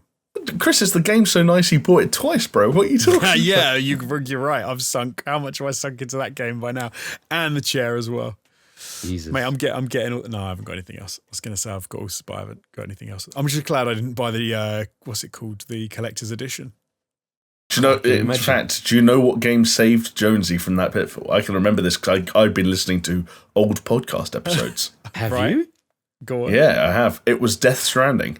Death Stranding was the game that Jonesy stopped adding into his sort of his tip jar for the Cyberpunk Special Edition to buy Death Stranding outright. You're right. And, thanks, Kojima. And I'm not sure. So yeah, there you go. Thanks, Kojima. That's actually secretly why Death Stranding was Jonesy's game of the year, because he could tell he's a visionary. Wow. So to get back to Ghosts, to get back away from Cyberpunk. No, I think it's a bit weird, like this whole thing, isn't it? I want to say I think $30 is probably a little bit too much for this expansion. It's half the price almost of a PlayStation 5 $30 game, from the original version to the PS5 Director's Cut. Yeah, yes, that's what you're talking about. I think that's a little bit much, £30, but maybe not. That's what Jonesy and I would have to. Wait, Jonesy, you own the game, right? Yeah, Ghosts. Yeah. A fantastic. Why have I got no memory of you playing that video game? I've got no idea. Oh yeah, you definitely That's did. so weird. I remember. I even made some shorts and uploaded them to my YouTube channel of those cool little. You totally did. My bad. Like absolutely, fantastic game. Really enjoy. I haven't finished it yet. It's one that I mean to go back to. I think the only reason I stopped playing it was because a few other things came out, and it's quite a hefty sort of map to work through, and there's a lot to do, and it is a cool ass game. So I'm pretty much. Do you know why I'm saying it's a little pricey? Because I'm definitely going to get it. That's the reason I'm saying. But you see, this is the issue that I have with it. It's the way that they are presenting and marketing this shit. Because if someone had to say, all right, think about it this way: if someone had to say, here's an expansion for the game, and it's going to cost you $30, you'd be like, okay, good. I'd be a little bit like, that's a bit much, but yeah, I'd still pay it. but you get what I'm saying. But now it's like, no, I do, yeah. It's almost like, I don't know. It's just muddying the waters. I know I'm being picky. We need to see the value of this expansion, really. I think because yes, that's the you're right. I think DualSense support is not worth $30, right? And I think too many games have already set a precedent for really competently making their game benefit from the features that the PlayStation 5 has, at its disposal, whether it be one of those kind of patches that improves the PlayStation 4 version running in backwards compatibility, or just outright PlayStation 5 patches. Yeah, there have been a high number of them. A number of them have been free. A number of them have been good. So the idea that, that Sucker Punch here are maybe going like a little bit above and beyond what some of those other studios did, it doesn't quite scream $30 to me. This Icky Island expansion really needs to deliver something that is almost worth the price of admission on its own, to be quite frank, for me, because I'm not going to play this video game again. Yeah. If they said, if they told me it was 12 to 15 hours of additional content on the Icky Island thing, then I think I'd say, okay, that's completely fair. Well, because when you say 12 to 15 hours of additional content, you're talking about, like, ironically, given what we were saying last week, a Spider-Man Miles Morales, Exactly. At which point it's like, $30, no brainer. Yeah. But if it's 2 to 3 hours, and really what I'm paying for is a couple of, Armour sets, a couple of additional quests and some. That's what I'm worried about, bro. Then I'm not happy, because then the problem they've got me by the balls here is I don't even have the option to just pay 10 and get and be able to, because I haven't finished Ghosts. I think I'm like halfway through. I would love to be able to pay 10 and just finish the game out if there was not much in the expansion, but I don't have the option to do that. You have to pay £30 to get the PlayStation 5 expansion. That is the tricksy thing. No, there is no PlayStation 5 original upgrade. It is only, as far as I can tell, there is only the PlayStation 5 Director's Cut. Ghost of Tsushima was one of the games that did get a patch so that the PlayStation 4 version in backwards compatibility mode was improved on the PlayStation 5 and ran at 60 frames a second, and I believe at a slightly higher resolution. So you would still be playing, if you play Ghost of Tsushima right now on PlayStation 5, you're playing a better version than the PS4 one. But then Jonesy's right, like, there's no way of saying, fuck the Icky Island, I just want to get a few more trophies in this game with the PlayStation 5 bells and whistles. Like, it's basically $30 or bust for people like me and AJ. Mad.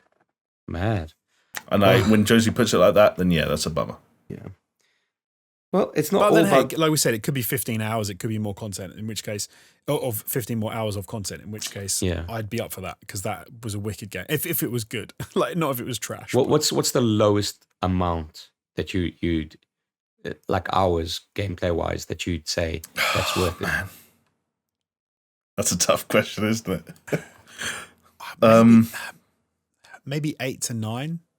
Yeah. If it was a solid 8 to 9 and it came out and it was like, there's a new commander from the Mongolian army who's taken over Ikishima Island, and you've got this whole new thing where you've got to go over there and you've got to fight him, and it was like, get back into that fight again, and it was 8 to 9 hours of solid content, story content, then I think I'd probably like groan and grumble, but I think that'd be okay.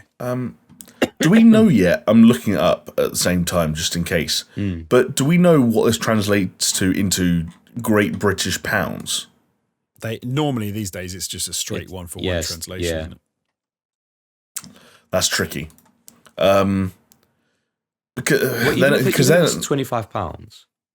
Well, because then I'm thinking to myself, £30 okay, or £25. That's how they usually kind of go, right? Yeah. What I'm saying to myself is like, okay, let's say imagine this is standalone. A standalone Ghost of Tsushima game arrives in the PlayStation Store, and do I buy it for £30 if it is 2 to 3 hours long? No, I wait for it to get cheaper. Yeah. Do I buy it for £30 if it's 5 to 6 hours long? Like maybe I do, because I've paid more for 5 to 6 hour long campaigns before. Yeah. That's and. It's very tricky. It's very tricky. I generally, broadly speaking, I think it's overpriced, but clearly they're presenting a little bit more here than meets the eye, and there are unanswered questions around the expansion itself. And can I give you from the Things, PlayStation?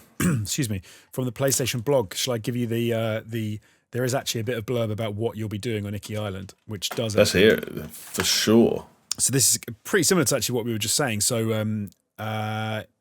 If you're a history buff, you may know that in addition to Tsushima, the neighbouring island of Iki was also invaded during this time period. Today, we're excited to reveal that a whole new chapter in Jin's journey is coming and will take place on Iki. In this new story, Jin travels to the island to investigate rumours of a Mongol presence, but soon finds himself caught up in events with deeply personal stakes that will force him to relive some traumatic moments from his past. So I get it's what we're saying, but then it's like, how long is that going to be? Is that going to be 4 hours, 5 hours? Is it 12 hours, 15 hours? So, don't know.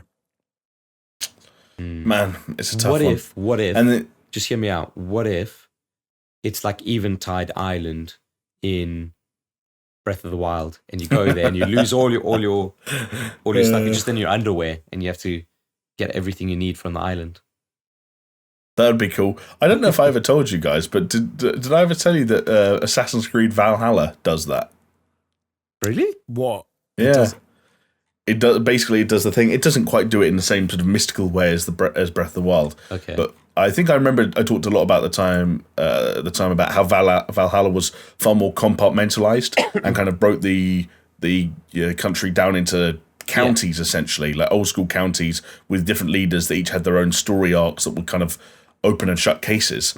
One of them is you go to, I think it's like modern day, like the far eastern tip of Canada, like these islands out there. Like basically imagine they just sailed across the Atlantic and started hitting some islands. I know. You go up there to find some dude who I think is like run away. And basically because you're going out there incognito, you essentially don't have any of your weapons or your armor for this entire story arc that's a couple of hours long. And you have to like work with the native people of that part of the world and like get like makeshift bows and arrows and swords and like this whole new armor set that's exclusive to that island. It was kind of neat. Like, I don't know, it's like a weird mini Assassin's Creed game within an Assassin's Creed game. Anyway, that's a diversion no one asked for. Well, there we go. All right, guys. Kind of tied in with the Ghost of Tsushima stuff, because we're talking about their upgrade, and Insomniac Games have also added Miles Morales to their list of PlayStation 5 upgrades, but they've just released another patch, I believe, that improves stability, etc. So clearly, Sony are kind of like, how can I put it? They're kind of putting their fingers down the duvet a little bit more, getting ready for grab, I feel. Because what they've done is they've just grabbed an acquisition of both Housemarque and, I don't know how to pronounce this, Nixies? Something like that. But studios that they've worked with in the past. Nixie Studio is a PC porting company, predominantly a Dutch PC porting company. And there's also been rumors. Well, it's been an interesting one, but maybe PlayStation have bought Bluepoint. Maybe not. We don't know. PlayStation Japan seemed to make some kind of an announcement saying that, but then they got rid of it. And now if you look at Bluepoint's Twitter bio, excuse me, they do say that they are independent. So God knows what's happening there. Especially strange because it wasn't just like some totally crazy rogue tweet from the PlayStation Japan account. It was the one that had the graphic mocked up, that had the Bluepoint logo and had a slither of demon souls in the kind of the lineup of PlayStation properties. So clearly, something that was very close to getting pushed over the line, that then this one asset got out there early, and apparently that deal is not quite as done as it was thought to be in some parts of the world, some offices of PlayStation. But yeah, totally bizarre. Yeah, kind of crazy. But still cool. I mean, these aren't like wild acquisitions because, like you said, Chris, they're all ones that Sony have worked with before. But it's still intriguing. Yeah. I'd say they're about as intriguing as some of the acquisitions that Microsoft did. You're not talking about your Bethesdas, but maybe you're talking about your Obsidian. Right, or like when they acquired like Playground Games after they'd already made fucking 4 Forza Horizon games, or Undead Labs like after they'd already made 2 State of Decay games. It's kind of like, okay, yeah, like this was somewhat inevitable. Maybe the last game was a bit of a test, if you will. Yeah. Like maybe Sony had a close eye on Returnal and were like, yeah, fine, come on board. Yeah. That was the test bed. Yeah. And maybe this Nix's thing, like if they become the kind of the go-to porting studio for PlayStation's first-party titles coming to PC, then that probably, that cuts out another middleman, and it's, fewer people to outsource things to, and easier to control the quality and the out, so. True. Part of the Bluepoint rumor that gets expanded is reports are saying that they might be working on a Metal Gear Solid remake. Bro, I've heard so many rumors about Bluepoint at this stage, like, I don't even know. Well, they're clearly a very talented bunch of developers. You know the other rumor that was going around for Bluepoint this week? Legend of Dragoon. Oh, weird. Yeah. Okay. Yeah. I prefer my Dragoon of the Panzer variety, but there you go. I think someone else has done it. Did that game ever come out? I don't know if it came out. Yeah, they announced it. Yeah, that Nintendo E3 that we were watching on that live stream, and they announced a new Panzer Dragoon. I don't know. Yeah. Maybe it did come out. I don't know. Maybe. It doesn't have its own Wikipedia page, which is usually not that good a sign. Vaporware. Do you think this is a sign that Sony are trying to be like they're trying to follow in Microsoft's footsteps? Is this their first tentative little? It does kind of feel like it, right? With their whole. Well, it's weird because but maybe they're being a bit too. It's weird because PlayStation Studios was an entity before Microsoft Game Studios as a family of things was a thing. So I don't know, it's chicken and egg at this point, but yeah, who's copying who?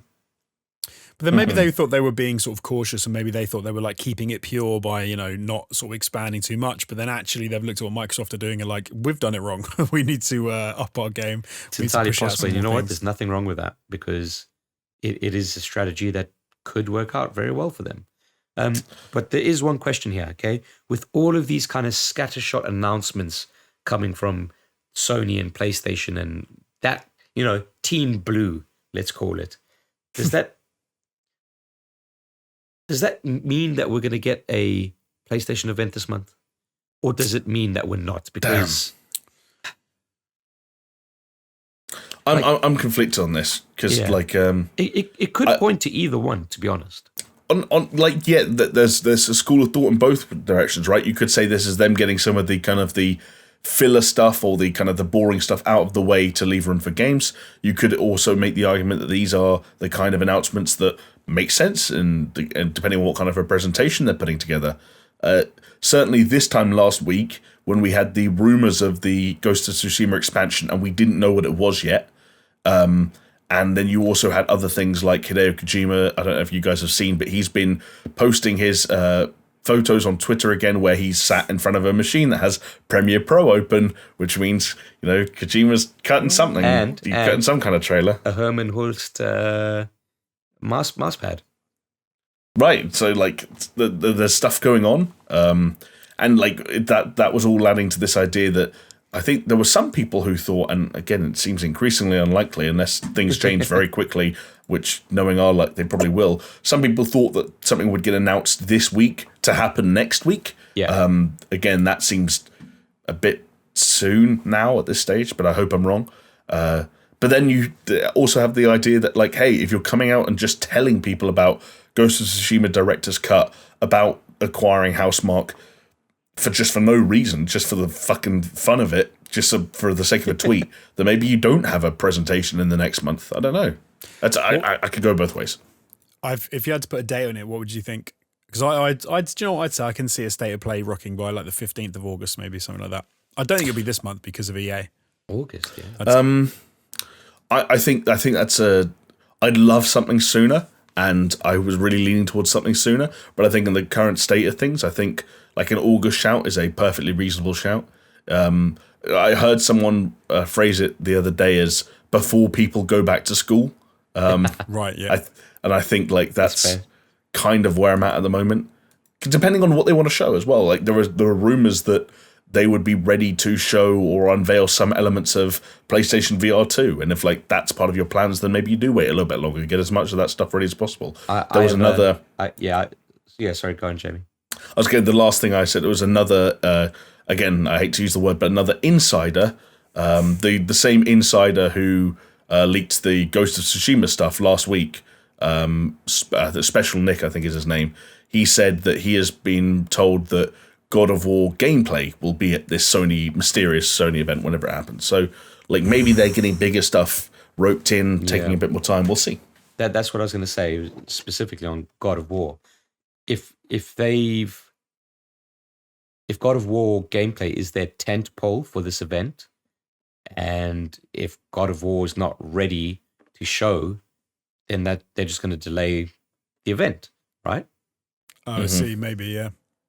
Oh, and maybe, they delay the event, but all of a sudden Ghost of Tsushima Director's Cut is coming out in August, so and that's the thing that you'd still needs a month-long run-up, so they had to bring it out early, and then, Yeah, because they want to release the pre-orders, right? So they want to wait until the event, so maybe they've got to pull the trigger. Or they want to show off Metal Gear Solid Remake, and they had to buy Blue Point to get all their ducks in a row. Hang on, the other thing I didn't say about Blue Point, but I will say about Blue Point is they released arguably still the best looking PlayStation 5 game 8 months ago. Yeah. So, let's wait and see.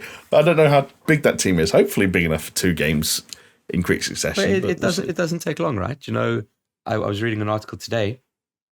John Romero and id developed Quake with 9 people. There you go. So, stranger and things. And we all know how game development works. Is if you hire more people, everything gets faster and faster and faster at equal rate to the mate. It's like universal paperclips. Totally. Do you know that's actually there's a thing, isn't there? I think they use it for coding and I don't know. It applies to game design, but I think it's from more the sphere of computer shit, where there's a thing where the more people you throw at a problem, the less efficient the problem solving becomes, to the point where it's just you can throw as many people as you want at it, but nothing happens faster. And the analogy they used is if you're running a hotel with 50 rooms and you have one cleaner clean all 50 rooms, that would take a certain amount of time. But if you hire 50 cleaners, they can do 1 room each and things happen dramatically faster. But if you hire 9 women to give birth to a baby, that baby doesn't, that pregnancy doesn't go any faster. And they say in that case that like game development is more akin to pregnancy than cleaning a hotel. Like sometimes it's like the problems you add in and the time you add in, like getting more people on board, getting them up to speed, learning tools, sharing projects. And we know a bit about that as editors, right? Like sometimes the more people you bring into an edit doesn't actually necessarily make things faster. Mate, the number of times you get a producer saying, "Oh, if how about will you take half of this and give it to someone else?" You're like, it won't help. Like, I'll spend half the time just telling someone else what I'm doing, how to do it, and da da da. How many times have we been told, "Oh, just hand it over to someone else"? You're like, "I'll just fucking do it myself. Like, I'll just do it myself. It's gonna come back around to me anyway, so I'll just do it myself now." I'd love that. I'd love an experiment like that. I suppose there's it's a diminishing returns thing, right? If there's one person working on a game, it sucks and that doesn't work. But if you've got 20 people and it's working pretty well, then going to 40 probably doesn't really help, But there's got to be. I wonder if there's a video idea in that where, like, if you were trying to make a video about the importance of having the right people for the right jobs and nothing more and nothing less. Where what you did is you had a video idea, you wrote a script, you recorded a VO, maybe you made like some graphics or some elements, and then you went to 15 different people on Fiverr and gave them all like a different chunk of the video without telling them that they could communicate at all, and then you got them all back, mushed them all together, released that as a video, and saw if people noticed. That's cool, man. I like that. And that is the final sponsor of this video, Fiverr. Skillshare. I would hard to say no. Well, there we go. Hard to say no. All right, fellas. Well, that's all we've got time for this week. Nice. Hell yeah. Thank you. We padded it a bit in the beginning, maybe unnecessarily with the whole retread on Blue Box and Abandoned. But hey, there's no problem retreading that. It is one of the juiciest little conspiracy things around. It wasn't the retread. It was the fact that like I had this image in my head of like us recording that podcast, like bringing up a few bits and pieces that Jonesy didn't fully know about prior to recording. So he then goes and does his own research on the things that we just brought up, and now comes back this week with his own take on the things that he just didn't happen to know about last time. Oh no, so that definitely happened, but no, this was. I think some of the stuff was stuff that hadn't really happened, like last week when we spoke about it as well. But yeah, it's interesting. Jonesy, it's definitely not Kojima, by the way, Chris. I now have to ask you. Much like telling me if you're a cop, you have to be honest. Are you Hassan Karaman? Yes, I'm Hassan Karaman. Karaman. Can't even say it. Hassan Cameraman. Massaman Curry. Massan Cameraman. Massive Cameraman. Massaman Effect. When is that? I'm going to say, I'm going to guess now. That game never comes out. Oh, of course it doesn't. Hang on, boys. I've just fucking done it. What conclusion did we just draw about the this PlayStation event if it's happening? August. If it's what's happening to Abandoned? August. Oh, it just got delayed to August. Shit, son. Oh, I see. And Kojima's working on something. He's on Premiere. He's doing some Kojima's editing a trailer. It's actually that. He's all the pieces. I told you, Kojima. All the pieces fall into place. Do you know what they should do? Kojima is Pepe Sylvia. Do you know what would be boss level if Sony actually did this, which I'd love, and I would laugh my ass off if they did? If they Abandoned came up, like they did a trailer for or like a logo, and then they had a stage thing or whatever they're going to do, and then Kojima walks out, and everyone's like, ah, and then he's like, Hassan Karaman walks out, and he goes, "It was me." I was going to say they get Kojima, and then Kojima's like, "I'm here to talk about Abandoned. It's not my game. I've got nothing to do with it, but." Just because you are so obsessed with it. I like the idea that there's so much secrecy around all this stuff that Konami have actually lost track over who they've given permission to make what game over the years. And the big reveal is that actually between Hideo Kojima's secret Abandoned project, Bloober Team, and this mysterious Japanese project, there's actually 3 games called Silent Hill in development simultaneously, and they're all coming out next year. And they're all directed by Kojima. He's just Konami's like, Kojima will never work on a game, so Kojima's like, but my name's Hassan Karaman. And then you buy the physical edition, you open it up, and there's only 1/3 of a disc, and you realise that Kojima made the Triforce of Silent Hill games with each of the studios, and you have to buy all 3 copies to bring them together. And it turns out that when you bring all 3 together and put them in your PlayStation at once, you allowed access to finally play the Death Stranding director's cut. No, it'd be the PT demo. No, you put the disc in. It says, "No, sorry, this is a Microsoft game. You got to put it in an Xbox."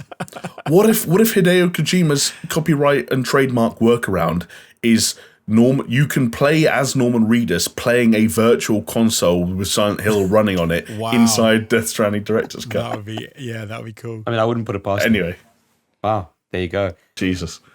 On that one, let's call it, fellas. We need a code word, and I don't know. There's a lot to choose from here. There is a lot to choose from. I mean, we could go shame and say like Dead Space Jam. I like that one. Or Muscle Man Effect. Massa. I can't even say that one. Although it did kill me, but Jonesy's what was it? Spaceful. Spaceful, yeah. Dead Spaceful. Spaceful. I don't know why. It gets me. Spaceful gets me every time. What any of the above? Any of the above. Thank you so much for watching. If you're watching on YouTube, listening if you're listening on a podcast platform of your choice, or on internet radio, paisleyradio.com. Message us, say hi, send a tweet, send a comment, and send a question, and then we'll answer it on the show. I liked that when we did that last week. That was good. Okay. Wow. Mr. Producer over here, running the show, calling the shots. I get it. Drop us a question. And with that, seeing as I've got a question for you boys. Oh God, here we go. After. I just want to end this podcast. Yeah, give it to me now. Oh no. Wow. Okay. Wow. We're gonna keep recording. Not like that. But yes, thank you so much for joining us. And hey, if you're listening on the day that this comes out, it's Friday, which means you've got the whole weekend ahead of you. So enjoy it. And with that, we'll see you next time. Bye. See ya.